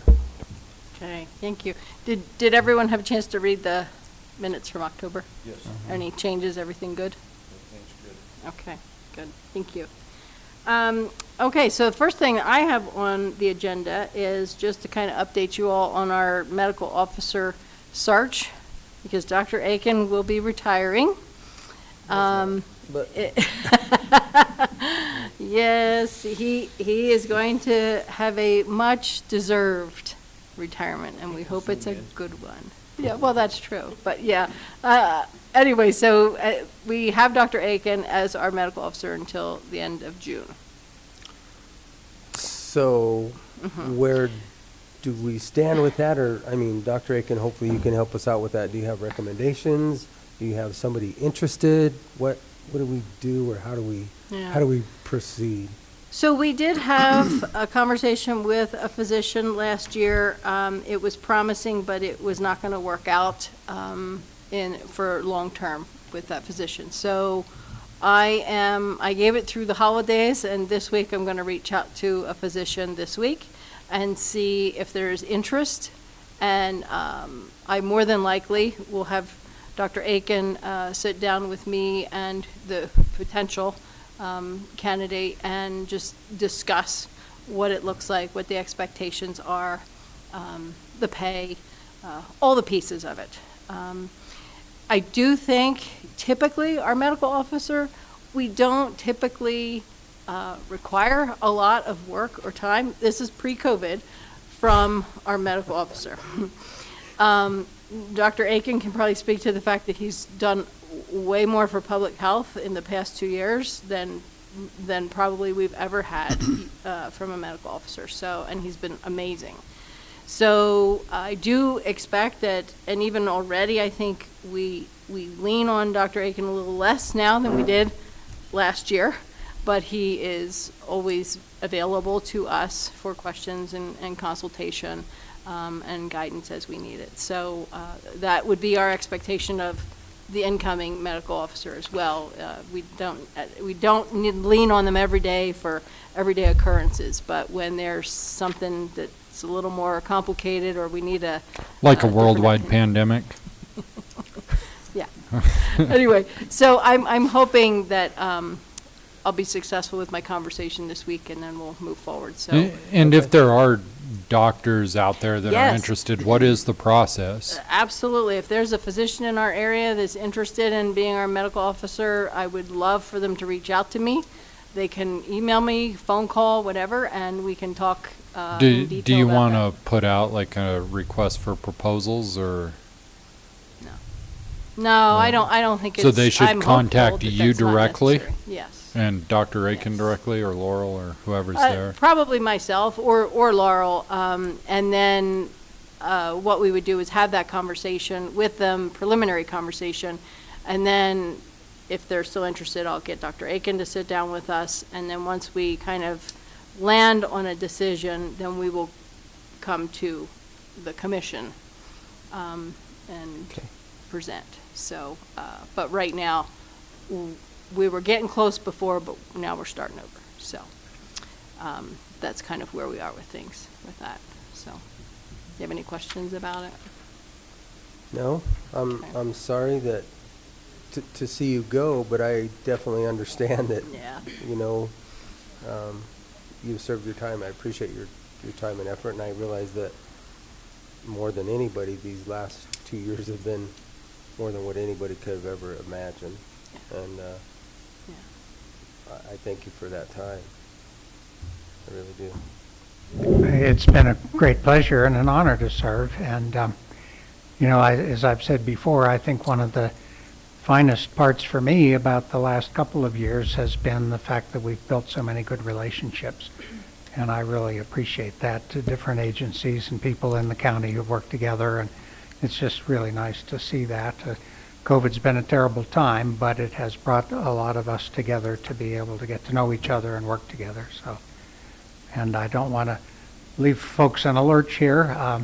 It's the same at the hospital. We're trying to recruit somebody to replace me, and we think we have someone to come in, but it may be summertime before that person comes, so that's one of the reasons I'm going to try to delay until the end of June.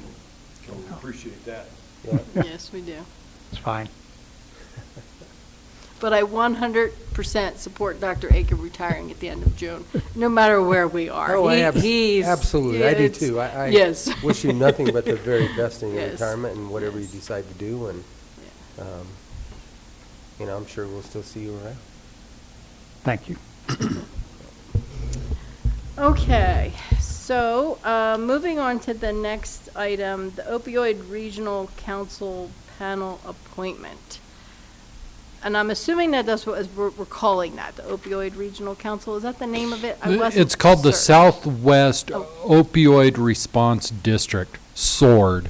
Okay. But the IGA that we signed with the Attorney General's office, one thing that's required for voting members is a representative from each public health department within the district.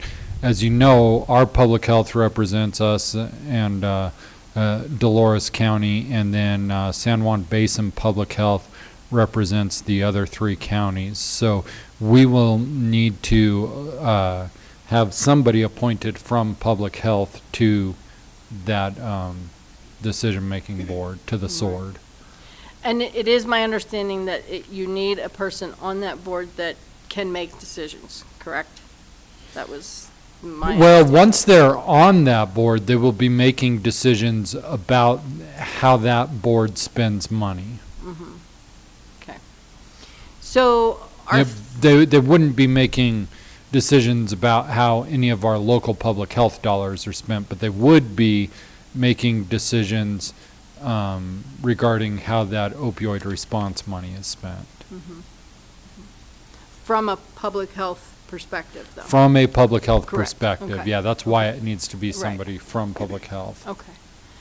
So Laurel and I have talked about this, and where we landed, and we're open for discussion if you guys think otherwise, but we were thinking that her and I would be the representatives. We would probably tag team at times. If times when we can go together, we would, but most times probably be tag teaming. We wouldn't both necessarily be present, because you probably only get 1 vote anyway, so it probably Correct. doesn't need 2 people.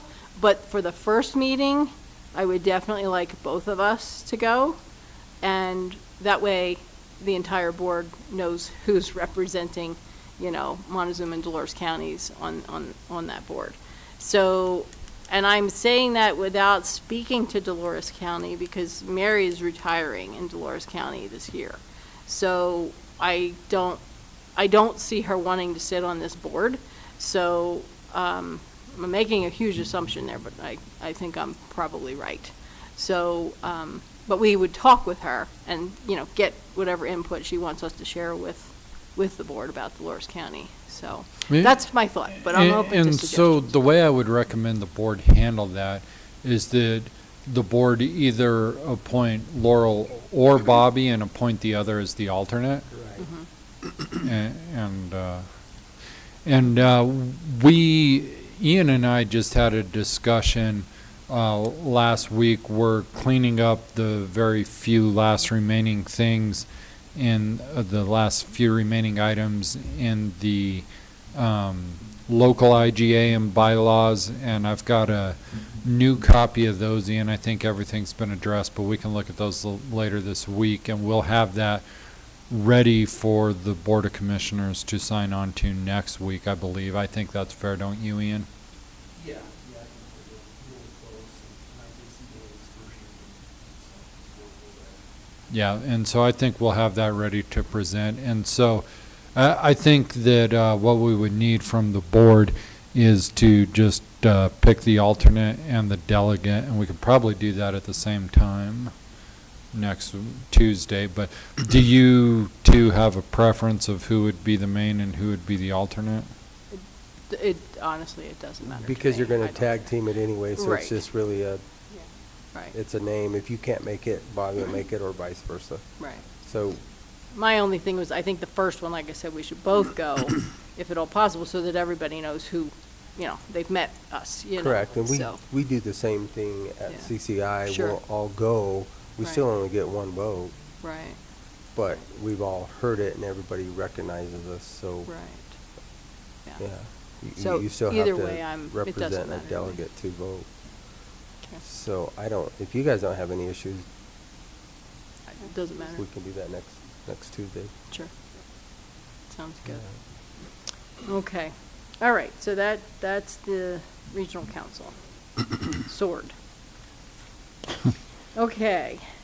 Next, so our environmental health specialist, Cody Sprague, has given us his resignation. His last day, I want to say, is the 14th of January. He's taken a very cool position. He's going to be working back for the state, but he'll be a regional point of contact for retail food. So he will still be in the area. He'll still be in our region, basically overseeing the retail food component. So where we are with this is Melissa Matthews, I'm in the process of bringing her back on temporarily. So it would be temporary, part-time staff. And she's going to help us carry through until we hire and fill Cody's position, okay? It's a huge position. That environmental health specialist position is very large. There's a lot to learn to it. So I want kind of a bridge or, for the gap that we're gonna have with him exiting and us hiring successfully. And I don't wanna just hire for the sake of hiring. I wanna get the right fit, right? So, we've got a couple interviews scheduled for Friday already this week. good. So, don't know how they'll turn out, but we have that scheduled Friday afternoon. But in the interim, I'm in the process of bringing Melissa back on. So, and we'll just pay her for her time, and she'll be paid, she's a great resource. She has relationships already with our community. She does not want to come back on full-time. She's retired, and I respect that, but she's willing to help us out and fill in the gap. So that Do we I can- get a vote on that? No. Oh. Your gonna vote would say- be yes anyway. That's why you're up there, Shaq, not down here. So basically, we really need someone who has the knowledge base that she has, that can answer people's questions, can problem solve, can troubleshoot, all the things that, Laurel and I can try, but I don't have the expertise of the knowledge that it takes to do environmental health. All the intricacies and the statutes and all that. I can pull a manual and I can read it, but it'll take me a lot longer than just having someone who knows this already. So it really was she walked into the office, we had a conversation, and she's So been she'll just thinking be- about it for a couple weeks. She'll but just be she's on doing it board. on a part-time basis until we can get somebody hired. Correct. As a consultant type of, Yeah, the only ask I really have of her is I want to know what days she's going to give us, so that we can have that on the recording. When people call that extension, they know what days that she's available. And then we also know when people call the main number, we can tell them, Melissa will be in on, and I'm just saying Tuesdays, making this up. She'll be in Tuesdays at noon from 12 to 4, or whatever. I haven't fine-tuned all that yet. She's just going through the hiring process today. So once we get through that, then we'll establish. And she's going to spend a little bit of time with Cody before Cody leaves, just to catch up on something that maybe she, lost track of in the interim when she hasn't been working for us. So, okay. So we felt like that was a good to carry us through. So And we already have some interviews set up for this Two Friday. of them. Two, Mhm. good, all right. yeah. So anyway, and I reached out to the Troy Huffman, who is the state retail food consultant, and he agrees that, you know, Cody being regional, he's going to help with a lot of the retail stuff. You know, Melissa's not going to go through all the training again and all that would be nonsensical for her to do because she's only temporary filling in that gap. So we can reference to Cody, and we can also reference to Troy if we need to. So, so that's kind of where we're at. Okay. Any questions about that? No. Okay. Nope. Thank Melissa for Yeah. helping us out out Yeah. of a Yeah. jam. Yeah. And Seems like- I seems told like her. Go ahead. All of a sudden, we have all kinds of retirements and all kinds of things happening that COVID's been tough. Oh. A lot of things. Oh, yeah, yeah. And it doesn't matter what you have been doing in the course No. of these 2 years. Everyone has been touched by this. Absolutely. In one way or another, whether it's through your family, your health, your employment, whatever. And it doesn't matter what your employment is. Every employment has been touched in some way. So, yeah. Well, It's thank her definitely- again for helping us out for the Yes. interim. Yes, I will. And I keep telling her, because she has that look of, please don't ask me to come back full-time, please don't ask me to go. And I keep telling her, I'm not going to ask you to do that. It's just temporary. I'll ask her. I promised her we wouldn't pressure her, so, yeah. I'm not, so. there's pressure and persuasion are two Yeah, different no, things. she wants to be retired. I understand. She does. So. I get it. Anyway, yeah, so, but I feel really grateful that she was willing to help us out, because that's gonna be a big assistance for sure, so. I have some other things, but I think if we'll stick with because I know Jay is here, I don't know if Molly, is Haley or Molly? I don't know Both. who's on here, okay. So why don't we just go right on to the agenda, to the community intervention program discussion around case management. You want to get us started, Jack? Yeah, and so we had a discussion earlier today about this, realizing that a lot of this is premature and will probably need to, might come back before the Board of Health at a later time. But for now, Molly, could you just give us an update on where we are in the writing the SOP and what case management looks like at this point, up to this point?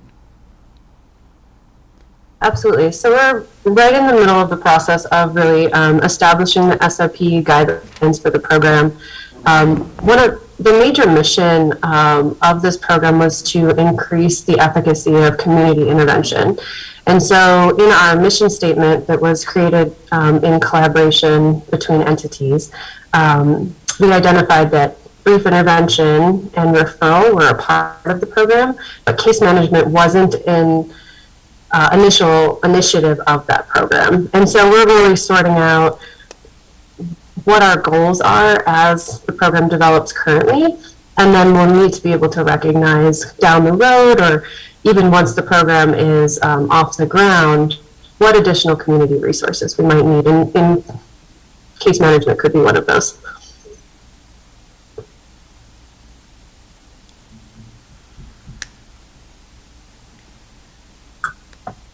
So with that being a potential need down the road, because not every person that is seen obviously is going to need case management or further follow-up, but I suspect quite a few will.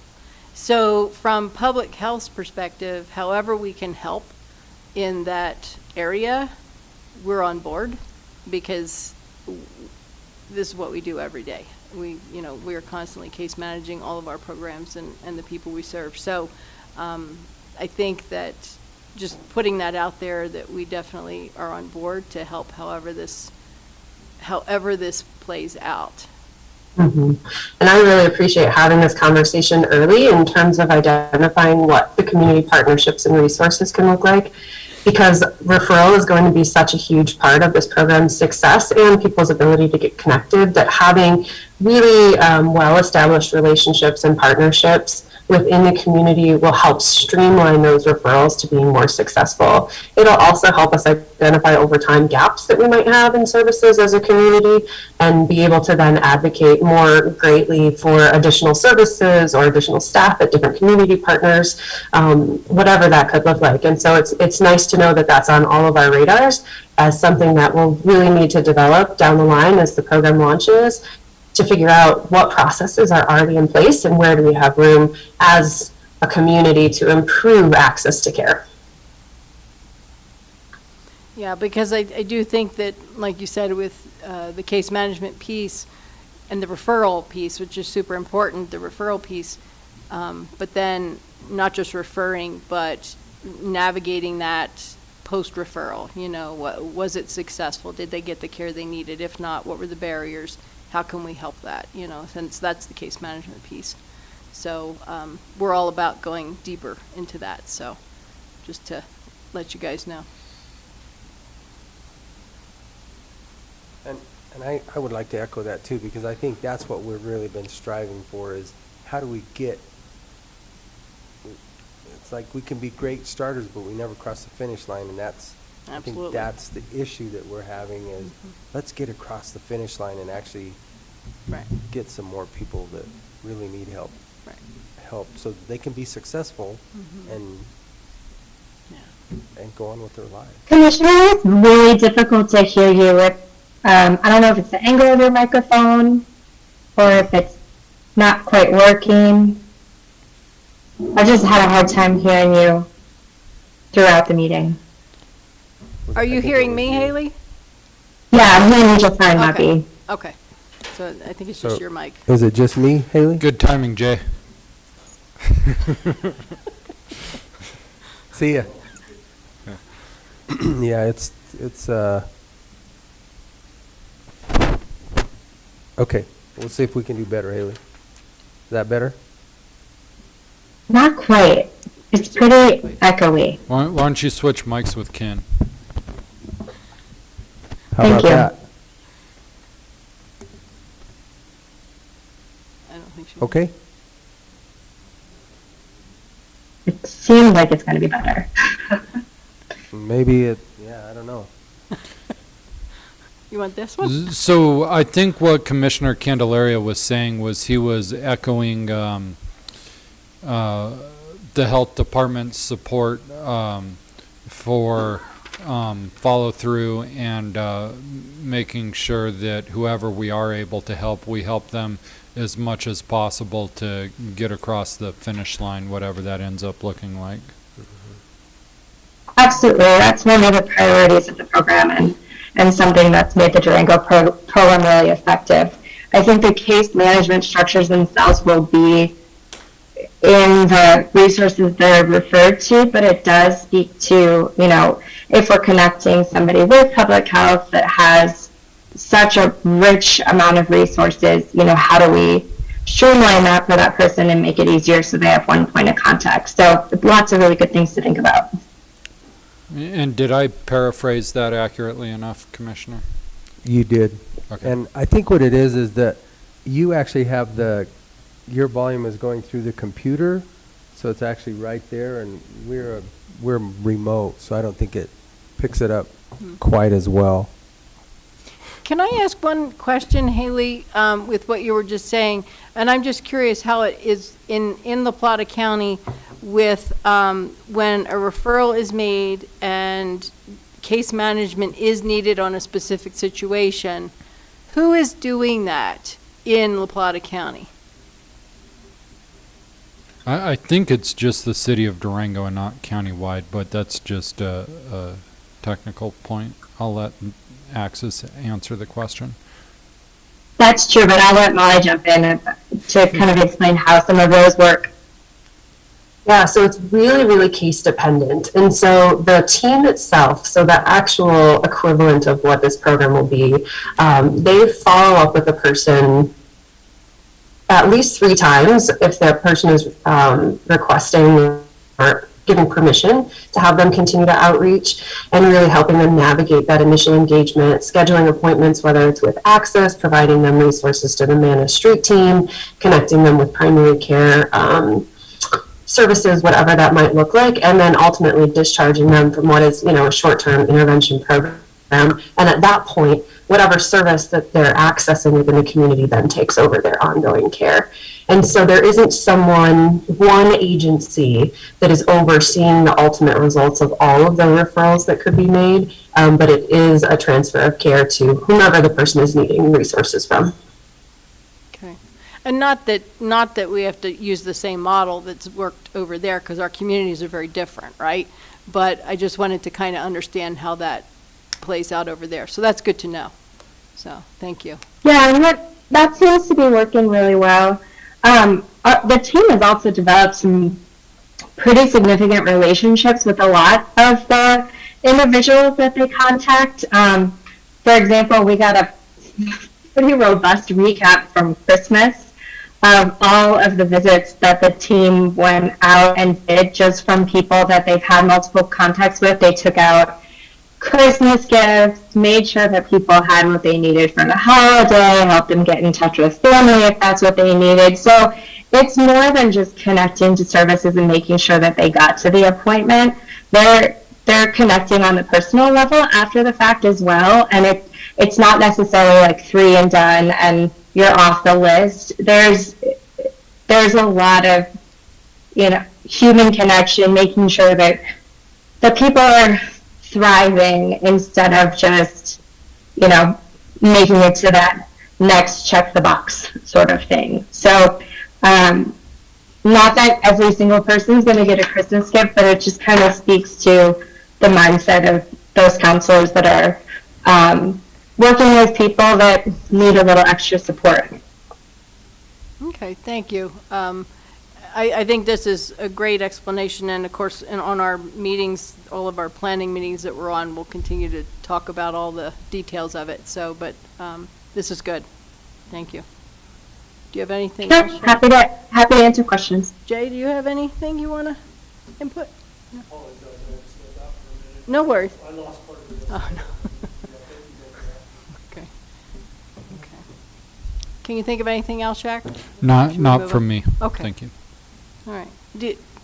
How about you're good? No, Okay. I think I think we're anxious. We're just ready to see it actually get into play. I mean, probably as anxious as you all are.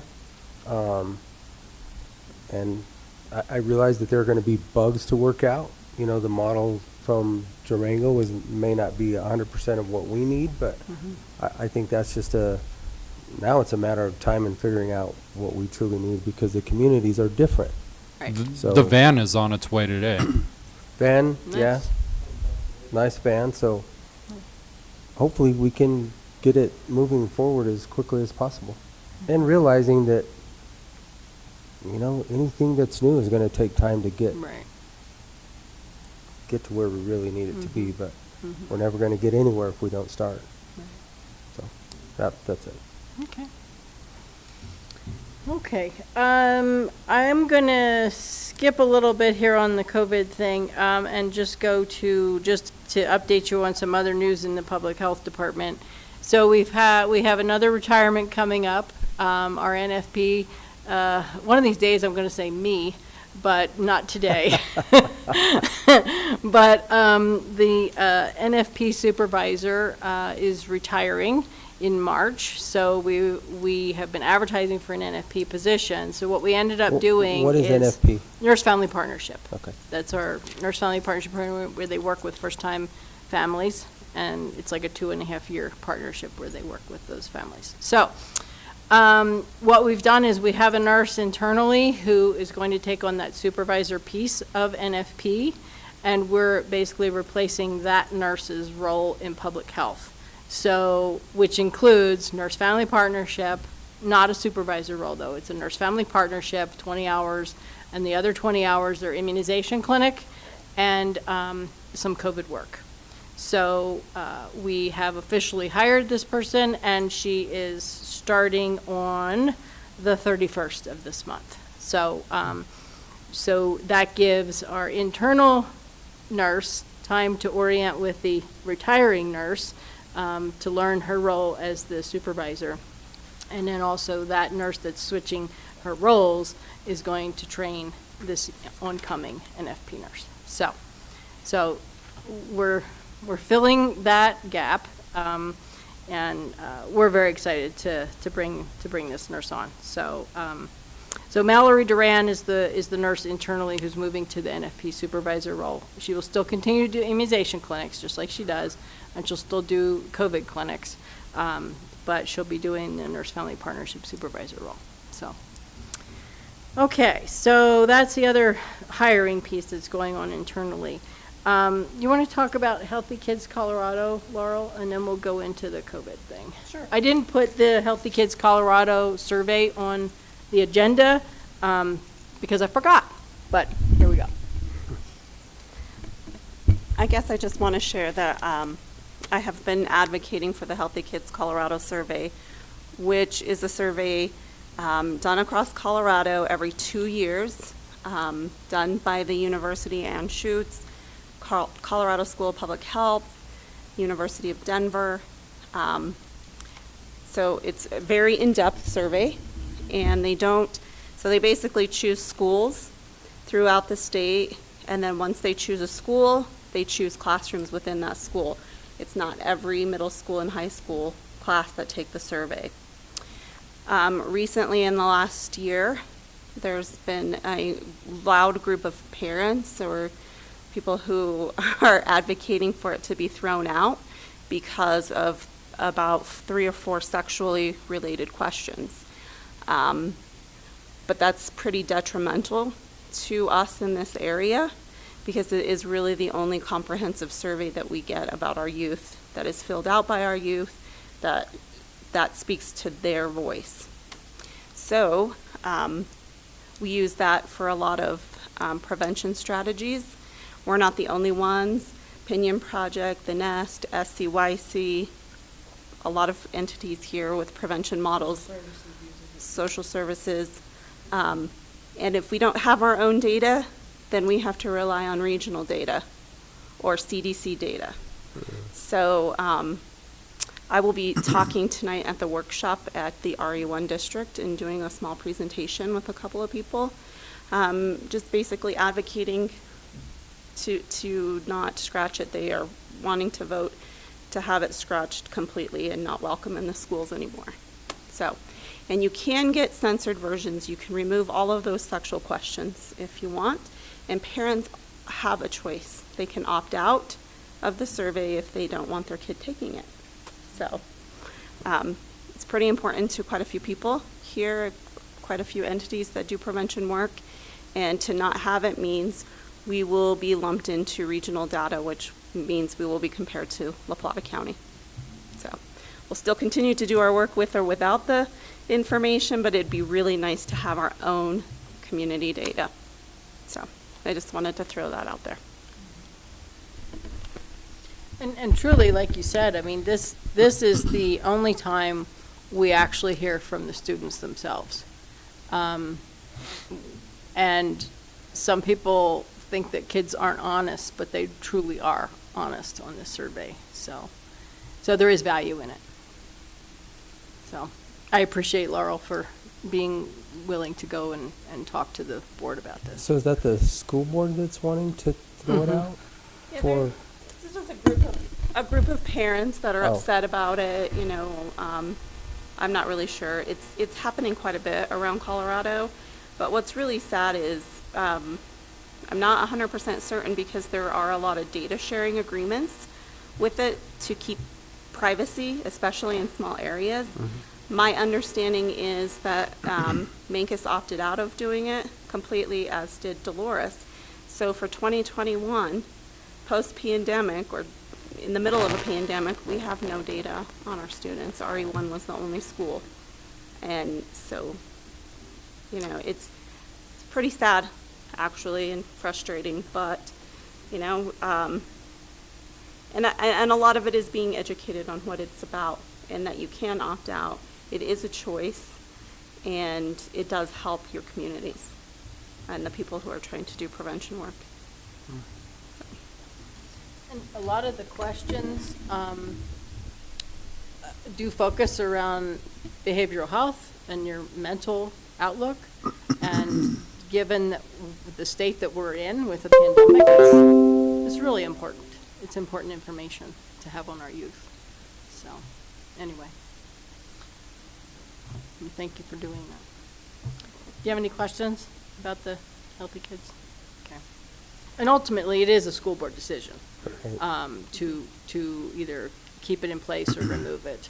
And it always is a parental decision if their student takes it or not. Always. So, you know. Correct. They're not forced to take it. No. Nobody is forced No. to take it, right? No. Not mandated. No, Yep, you you can always choose. have the option of not having your student take the test. I would be curious to see what's on the survey. I guess look it up. Yeah, because you I can- don't. you can look it up. Not knowing, it's hard to. Mhm. You know, we all want to protect our kids, obviously, but I would just be curious to see why. There's a censored version and there's an uncensored version. So that generally the middle school students get the censored version and the high school get the uncensored version. And it basically takes out a lot of those sexual questions. It's basically what it does. But that's up to the school to determine which one. And then once it goes to the classrooms, then it's up to the parents to determine whether or not they want their kids to take it. So again, it's choice, and there should be choice on both sides. So it's tough because it does provide us with a lot of data, behavioral health. You know, there's a gal that's doing the youth suicide program here. We've been in 2 meetings today together. She needs this data, and without it, we just assume. Or we try to do work without really having anything to back that up. And it does help with funding, too. So, yep. So, yes, if you look. Will the uncensored or censored version get you to where you need with your data? Yes. Okay. Yeah, it would be really nice to have the sexual health questions. But again, you know, I'm compromising to have some of the behavioral health data and the other, you know, substance use data is worth not having Right. something that could be detrimental to the whole survey. So, but yeah, it's very helpful. We will present some data tonight from the 2019 survey. We've asked for the 2021 survey results, but they're still trying to finalize them. And, you know, there's just a lot of misinformation out there about it. You know, that, I mean, when you're dealing with people who are doing this for a living, they account for the kids that are going to goof off. You know, there's a set there that accounts for that, and then they can actually tell us what we're seeing, and it's really intense once you look at it. And it is a lot of questions. There are a lot of questions. I want to say there's about 160 questions on the uncensored version, but they've done research, and it takes about 35 minutes for kids to do it. And you don't have to answer all of them. Some of the kids skip by some of them, and that's fine. So, but it does provide us with quite a bit. Is this online survey? Is it a digital survey? Paper survey? It's a paper survey last I heard, but I did hear something about it being online. You know, there was talk about having to opt in to the survey, but that, you know, you kind of skew the numbers because, and I'm not saying anything, what if I don't see the email that says that my kid's going to opt into a survey tomorrow? You know, it'd be better to opt out and give appropriate notification. So that's kind of where that's in the school's ball court to do. So, yeah. So they really do own the data. They do have control of what survey gets put out. And they do have control of letting parents know and guardians know. Yeah, given what the community's gone through in the last couple of years, I think it's really important we identify mental health in our kids. Absolutely. I agree. And that's why I've kind of taken it under my wing the last month and a half. And it's really exhausting. So no matter what happens tonight, after tonight, I'm done. Okay. I tried. Best of luck to you. Thank you. Good luck. Okay. So, COVID update. let's see.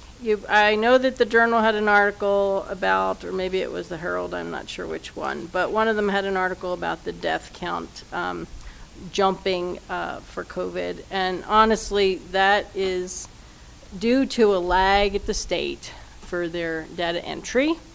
So yes, there have been a few deaths in the month of December, but we've had deaths since last March. So again, it sounded like we had this huge increase, and it really is a data issue of when it is uploaded at the state level. So, and at the total count at this point is 58 deaths that were related to COVID for Montezuma County. Now, that means they may have died with COVID, they may have died from COVID, they may, it's COVID related. Yeah. So that's the number that the state has right now. So they do send me those reports and all the data that goes with it on those deaths. I don't necessarily have a say in it or anything. It's just that's the information that they're collecting, and so they send it to the counties. So I have not sat down with George and showed him these 58 yet, but I can. So anyway, so that's kind of, I just wanted to explain the increase. It's based on the state's data. Let's see. So isolation changes in the recommendations.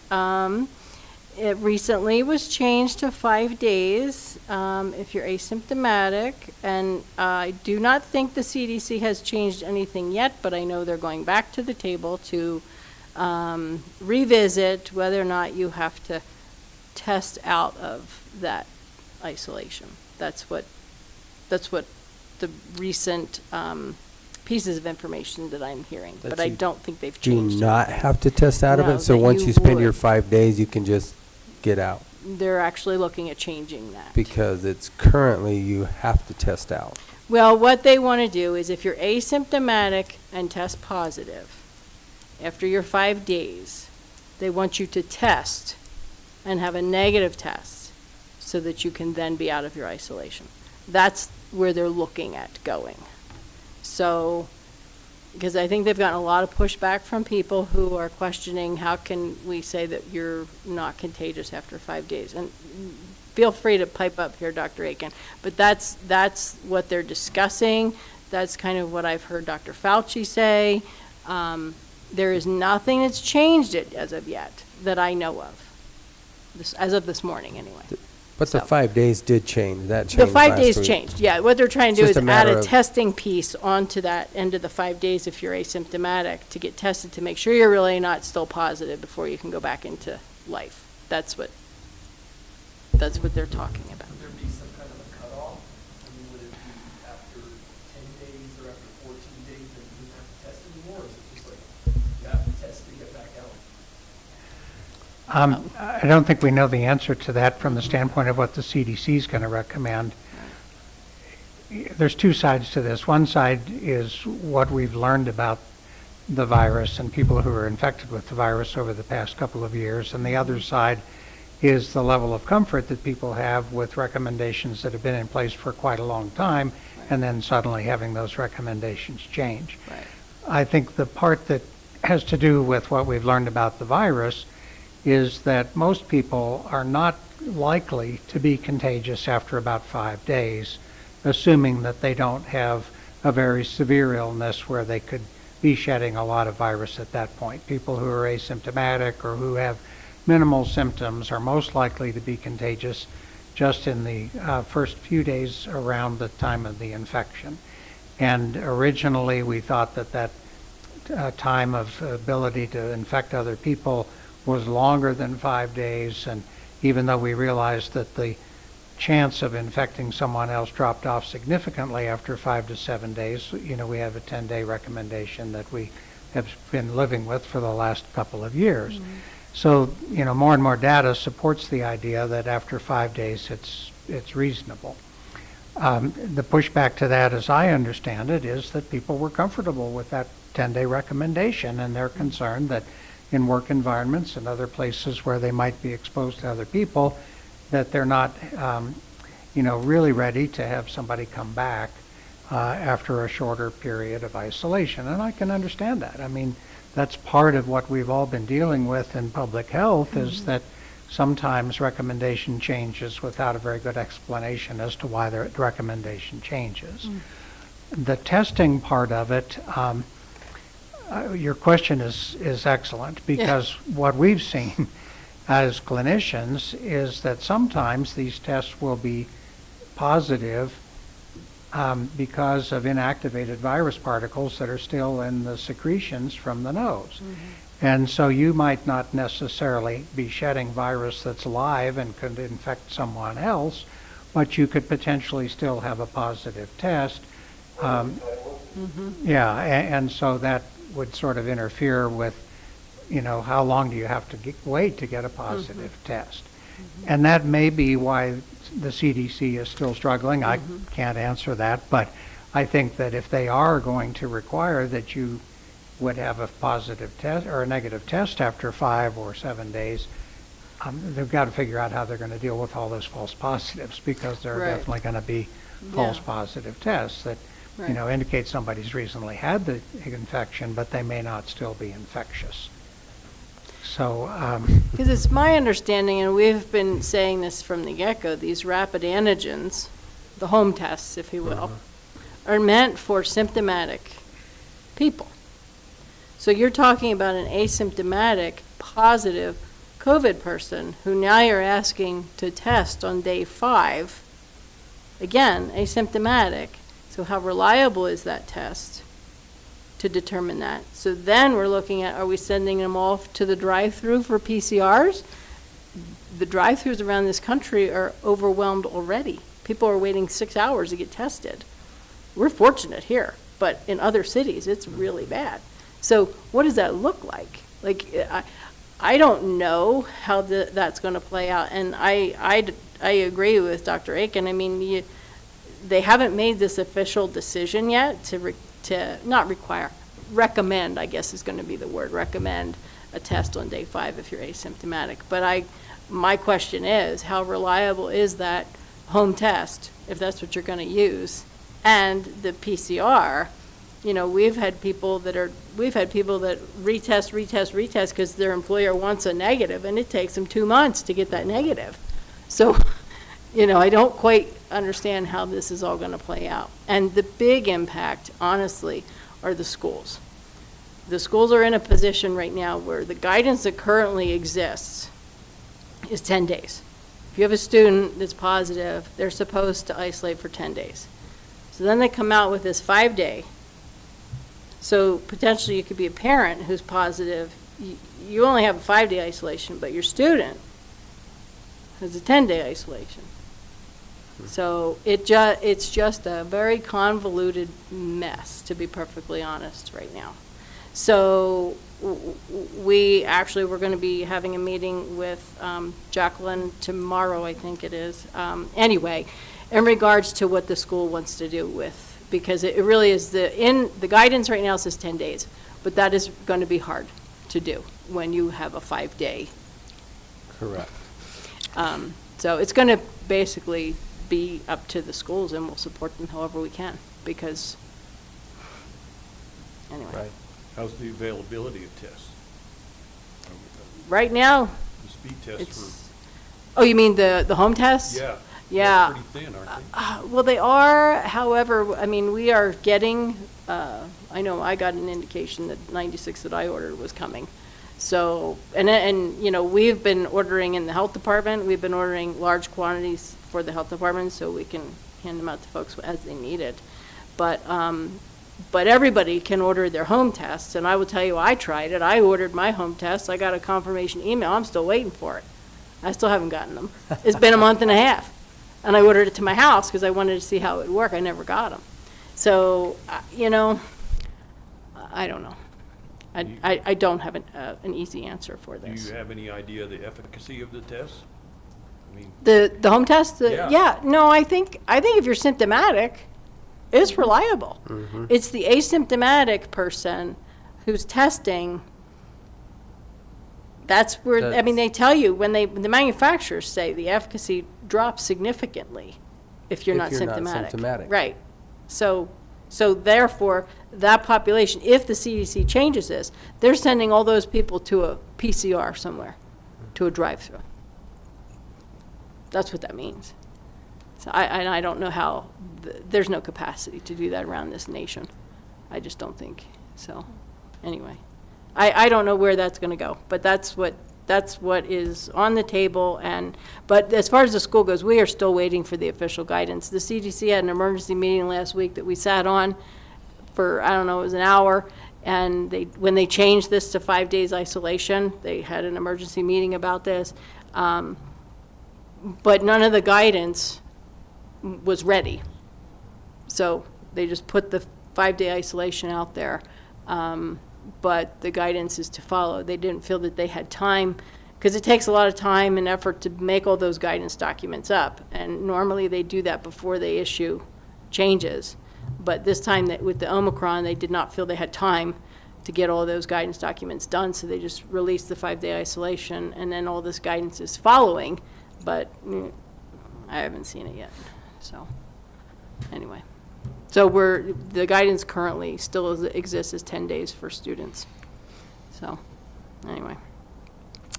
So we're working with our schools locally to help them through that. As far as vaccine goes, I checked the CDPHE's site this morning for the data, and for 5 and older, first dose for our county, it's 70.4%. 5 and older that are up to date is 60.8. So that would mean 2 vaccines. I don't believe they've changed the definition of fully vaccinated. At this point, it's 2 vaccines and a booster at this point. I think that is probably going to change too in the future. But right now, that's where it sits. Our positivity rate, if you look at the CDPHE site and look at the dial, the 1 week positivity is at 9.8, which is considered high in orange, and then the 2 week was 7%. Just to give you a feel of what's happening here locally, we range since the 21st of December to the 30th of December. We went anywhere from 9% one day to 20% the next day to 10%. Then it's bouncing. But overall, it's just slowly upticking. Like this morning, there were 15 cases this morning, and one day on the weekend we had 8, then we had 18. It does this. So, which was exactly what it did last winter. Mm-hmm. I realize it's a different variant, but I mean, I remember some days that we had 65. Yeah. There were some huge numbers. So right. Obviously a different variant, but right. It's still part of the whole. And I mean, to be honest, once Omicron is done, there's going to be another variant, right? I mean, it's going to keep happening, but then the hope is that it won't go as high. It'll just, each time it'll get a little bit better, and over time, then there won't be significant amount of variant. But right now, like, just to tell you, like, as far as testing goes, our testing numbers have been rather low, like total numbers of tests, but yesterday, granted, it was over the weekend, but it was 109 tests that we sent out to the ATCG lab. That doesn't count all the BD Maxes and all that was done too. So the amount of people getting tested has taken a little bit of a jump, and that usually means people are symptomatic. They're not just testing because they want something to do. They're testing now because they don't feel good. So we are seeing more people getting tested that we sent out yesterday. Surrounding counties, they had, La Plata's had their first Omicron. Archuleta just had theirs today. San Juan County, Farmington, they've had several. I don't want to say I'd bet my paycheck, but I probably would bet my paycheck that we have it here. It just, we haven't, I just checked before I came to this meeting, and there has not been a documented Omicron yet. For our community, it just means that they haven't sequenced one yet, but I'm sure we have it. I mean, what would you think, Dr. Aiken? I think it's likely if it's in the surrounding counties that Yeah. it's here as well. Right. Are we testing wastewater? We do not. So that was actually one of the things I put on here. So there's 24 official sites, official CDPHE wastewater sites in the state, and all of them have tested positive for Omicron. So we don't have one here in our county. That's never been, I mean, I think what they do is they target, if you look at all the areas where they have those testing sites, it's front range. It's, you know, for the most part, where the massive population is, that's where they're testing. And it's been there for weeks now, so. The only reason I ask is our exposure, you know, to the other 3 states. We have a lot of people that come here from other states. And I'm just curious to know if we were testing. Right. We are not an official wastewater test spot, and we've never been approached about it either. And they just don't do, none of them are really rural, you know, so I think they just go to where the masses are, you know, the mass volume of people. So anyway, so that's kind of, I think we're on a slow uptick, but it's not, we're not having the dramatic spikes that a lot of our neighbors are having. Like, I think La Plata's had their, I think there was a record high. So, you know, I don't know whether it's, we're just slower to get it here, or people are, you know, honestly, the biggest thing is if you're symptomatic is stay home and isolate yourself. So I don't know if people are just doing that and they're not getting tested. I'm not sure. Yeah, I sat through a housing meeting, and there was a lady there that had gathered some information about our population in Montezuma County migrating to other counties to work and then coming home. And I was curious if we're bringing it home. Yeah, I mean, that's a real possibility. We have that same thing here. We have people who work in other states and come here for their employment, right? So it's just ongoing, where it crisscrosses, whether it's for employment or where you live, you know, lots of back and forth. So, yeah, a lot of movement. So, and the virus doesn't know borders, so it just keeps traveling wherever it wants to travel. So, anyway, so the most confusing thing right now is that 5-day isolation, 10 days for students. That's, I don't know where this is how it's gonna play out. So, we're just making vaccine. We have vaccine always available. There is no shortage of vaccine. We will vaccinate anyone who wants it. So, and I know the hospital's doing the same thing. So we are all about promoting that, and anyone who will take care of you. So just know that. So any comments or questions about any of that? Sort of related. Sure. How's our other diseases? Flu, pneumonia, all that? Are we tracking, or is it here? Yes, we have had some flu. Well, and we've had COVID pneumonias too, but we've had flu, and I'm sure Dr. Aiken can speak to that at the hospital too. Yeah, I don't have the statistics as to how many cases of flu that we've had, but I worked over the New Year's, and I admitted someone who tested positive both for influenza B and COVID. So that person we treated for both infections. And that's not the first dual positivity that I've seen this winter. I don't work in the emergency room regularly, so some of the people that may come in there and get tested, I'm not seeing those results or at the walk-in, but influenza is definitely in our community now. Yeah. And pretty much anyone who goes to the emergency room, when they test them for COVID, they're testing for flu as well. Right. So we get, if they're positive for COVID, we get whether or not they're positive for flu as well. And none of the ones today were flu, I can tell you that. So, were you going to say something? I was just going to reiterate that okay. You know, they're all getting tested for influenza A and B, and then for COVID. So. Yeah.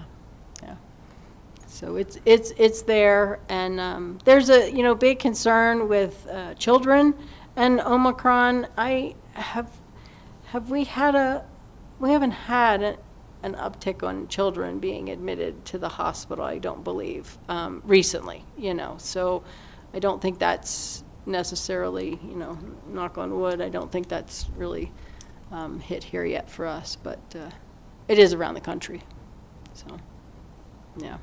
And, hospital beds are always a concern, because it's not just COVID that's in the hospital now, because you got flu and you got RSV, so, anyway. Anything else you can think of? No? I'll think of something when you leave. That's the way it always goes, right? That's when I pick up the phone and call her. Yeah, that's right. Or go see her. Okay. Well, I don't necessarily have anything else. Anything else you want to say, Dr. Aiken? Okay. Laurel, do you have any other? No? Okay. All right. Well, our next Board of Health meeting is scheduled for April 5th. So if you have anything that you can think of, or if you have any specific agenda items you want me to include, let me know. Or if you know something right now, let me know. Nothing right now. Okay. Nor do I. Nothing right now. Okay. All right. How about you, Shaq? I know you have something I to think say. we could get back to discussing a push countywide for overall positive, healthy lifestyle behavior patterns, and get back to that being some messaging, and maybe we could discuss what that looks like next time. I know there's definitely some interest between the administrative, legal, and commissioner staff about putting together a triathlon team. So we got one swimmer, one runner, and one biker. Ian's rolling his eyes over here. I don't know. I think that sounds positive. And then on the other side of the table, it looks like one whiskey, one scotch, and one beer. So I don't know what that's about. Well, I do think there's way more to public you'd health win. than COVID, right? I mean, There's- there's so many more aspects of what public health is about. And, it's a piece of us for sure, but we do other work every day. And so that is. And maybe we should focus in April some of that other work for a healthy lifestyle. I mean, what does it take to get there? And that's part of prevention. I mean, the healthier you are, the better off you're going to be to combat any kind of a virus or anything else that's out there. And I think that, we forget about that a healthy lifestyle is really a key to longevity. And gosh, I just, just being outside, going for just whether it's a stroll or an aggressive walk or whatever, I mean, there's a lot of benefit to getting that natural vitamin D and just to your human psyche to be outside and realize that there are some really good things. Just take the time to smell the roses. So I would like to see April focus on something like that, just to more of a healthy lifestyle for average everyday living. Well, if you have any suggestions of how we can focus that conversation, let me know. Well, I think Shaq just put out the challenge that this commission would challenge the Public Health Department to a triathlon. And Hey, that's pretty good. I think that at the April meeting, it's very probable that we just do a sprint triathlon that afternoon between the commissioner, the attorney, and the administrator, and whoever the three participants are from I public can be the health. line judge. No, that doesn't mean, that's not a participant. Well, you can nominate 3 participants from your department. Jay, did you have something? Is that bike from here to McPhee, swim across the lake, and then run back to Cortez? Would that be the triathlon? That sounds great. Well, I could do the run back to Cortez. I don't know if Ian could swim all of McPhee at the rate we're receiving precipitation. He might be able to. I think he could get across it pretty quick right now. After what I see today, I'd be glad to take on Narragansett myself. It's true. And I assure you I can get to the lake. Well, all right, we'll think about that. Jay, were you gonna say something?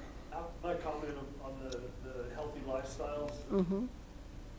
you know, advertising, marketing, whatever you want to call it.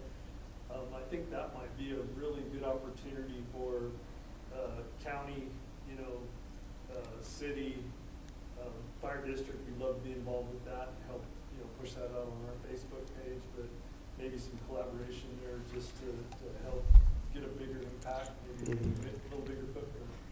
Just an idea.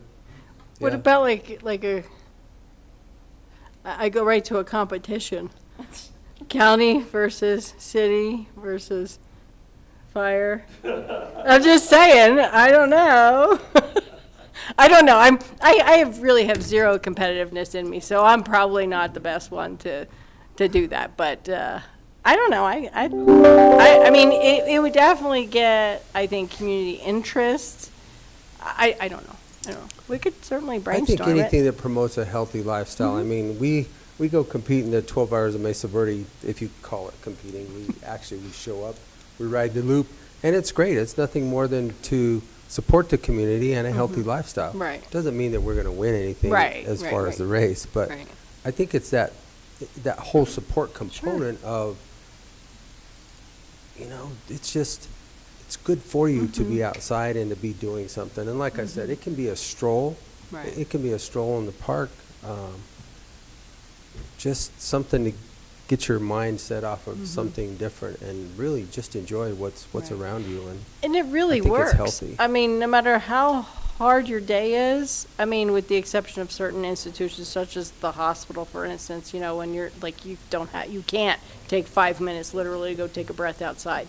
But the average person can, you know, at some point, even if it's on your lunch break, just go breathe some fresh air for 5 minutes. It really does change your attitude and just your mental state. Yeah. It does. So, what are you putting up there, Shaq? It doesn't take a lot of time. So I think what Shaq is saying is that, you know, Jay, if you can talk your fire board into competing with this board. And we'll get some public health Well, like I said, directors if you can go to Mesa Verde and just ride the bike and not really be competitive, just ride to be part of it, I think I should be able to be a line judge and still be considered a part of it. What do you do? Go out there and say, yeah, that's a nice line. Yeah, I'll just be the one with the flag. Who wins, you know? You know, and that really maybe is a component of it also, because you're outside, you're involved. Absolutely. You're doing something positive. Yeah. Not everybody has a competitive nature, and I totally understand that.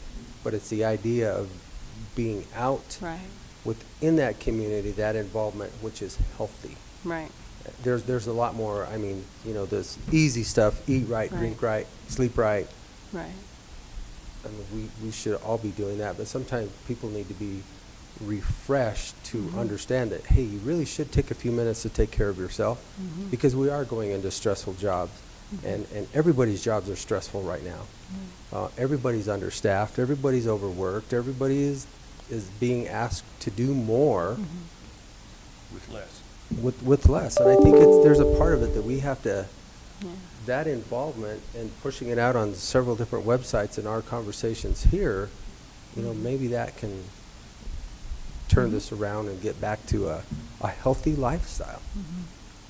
Yeah. I do too, and I mean, we have a lot of programs in place. I mean, even the community intervention program that we talked about earlier, right? I mean, you know, that could be a piece of when we work with people. You know, what could you incorporate in your day, even if it literally is just to even have just some downtime, like literally just a couple minutes just to clear your head, you know. So no matter what your situation is, whether you're employed, unemployed. Right. Doesn't matter. It doesn't matter. So, anyway. We have a question on YouTube about the gun lock program. Can you speak to that and how that program's being run? And Yeah, we have gun locks available at the health department. We keep them they're in our lobby, and we will give those out to anyone who wants to have a gun lock or two, or depending on how many guns they have and need locks for them, we will give them out. It's a prevention. Do you want to say more? Oh, and then we have the lock boxes too, which are safe boxes, lock boxes. They're for anything that could be harmful for children, or maybe an elderly person who might be confused, but it's mostly for kiddos, so that it keeps them out of harm's way, so that the kids can't get into those prescription or marijuana or whatever it is that you've got that could hurt a child. And it also helps parents so that they are keeping their child safe, so there's not a potential for a suggestion of child abuse. So if they can keep their things safe and away from kids, it helps. So yeah, we give those out too. So we have a lot of prevention things like that at the health department. You don't have to qualify for anything. Just come what in. is the supply of those? When? No, what is the supply? Oh, like we have numbers. plenty. We have plenty. So we could we could in theory put on a race and give those out to all the participants. Sure. Mm-hmm. I keep hearing this competitive race thing.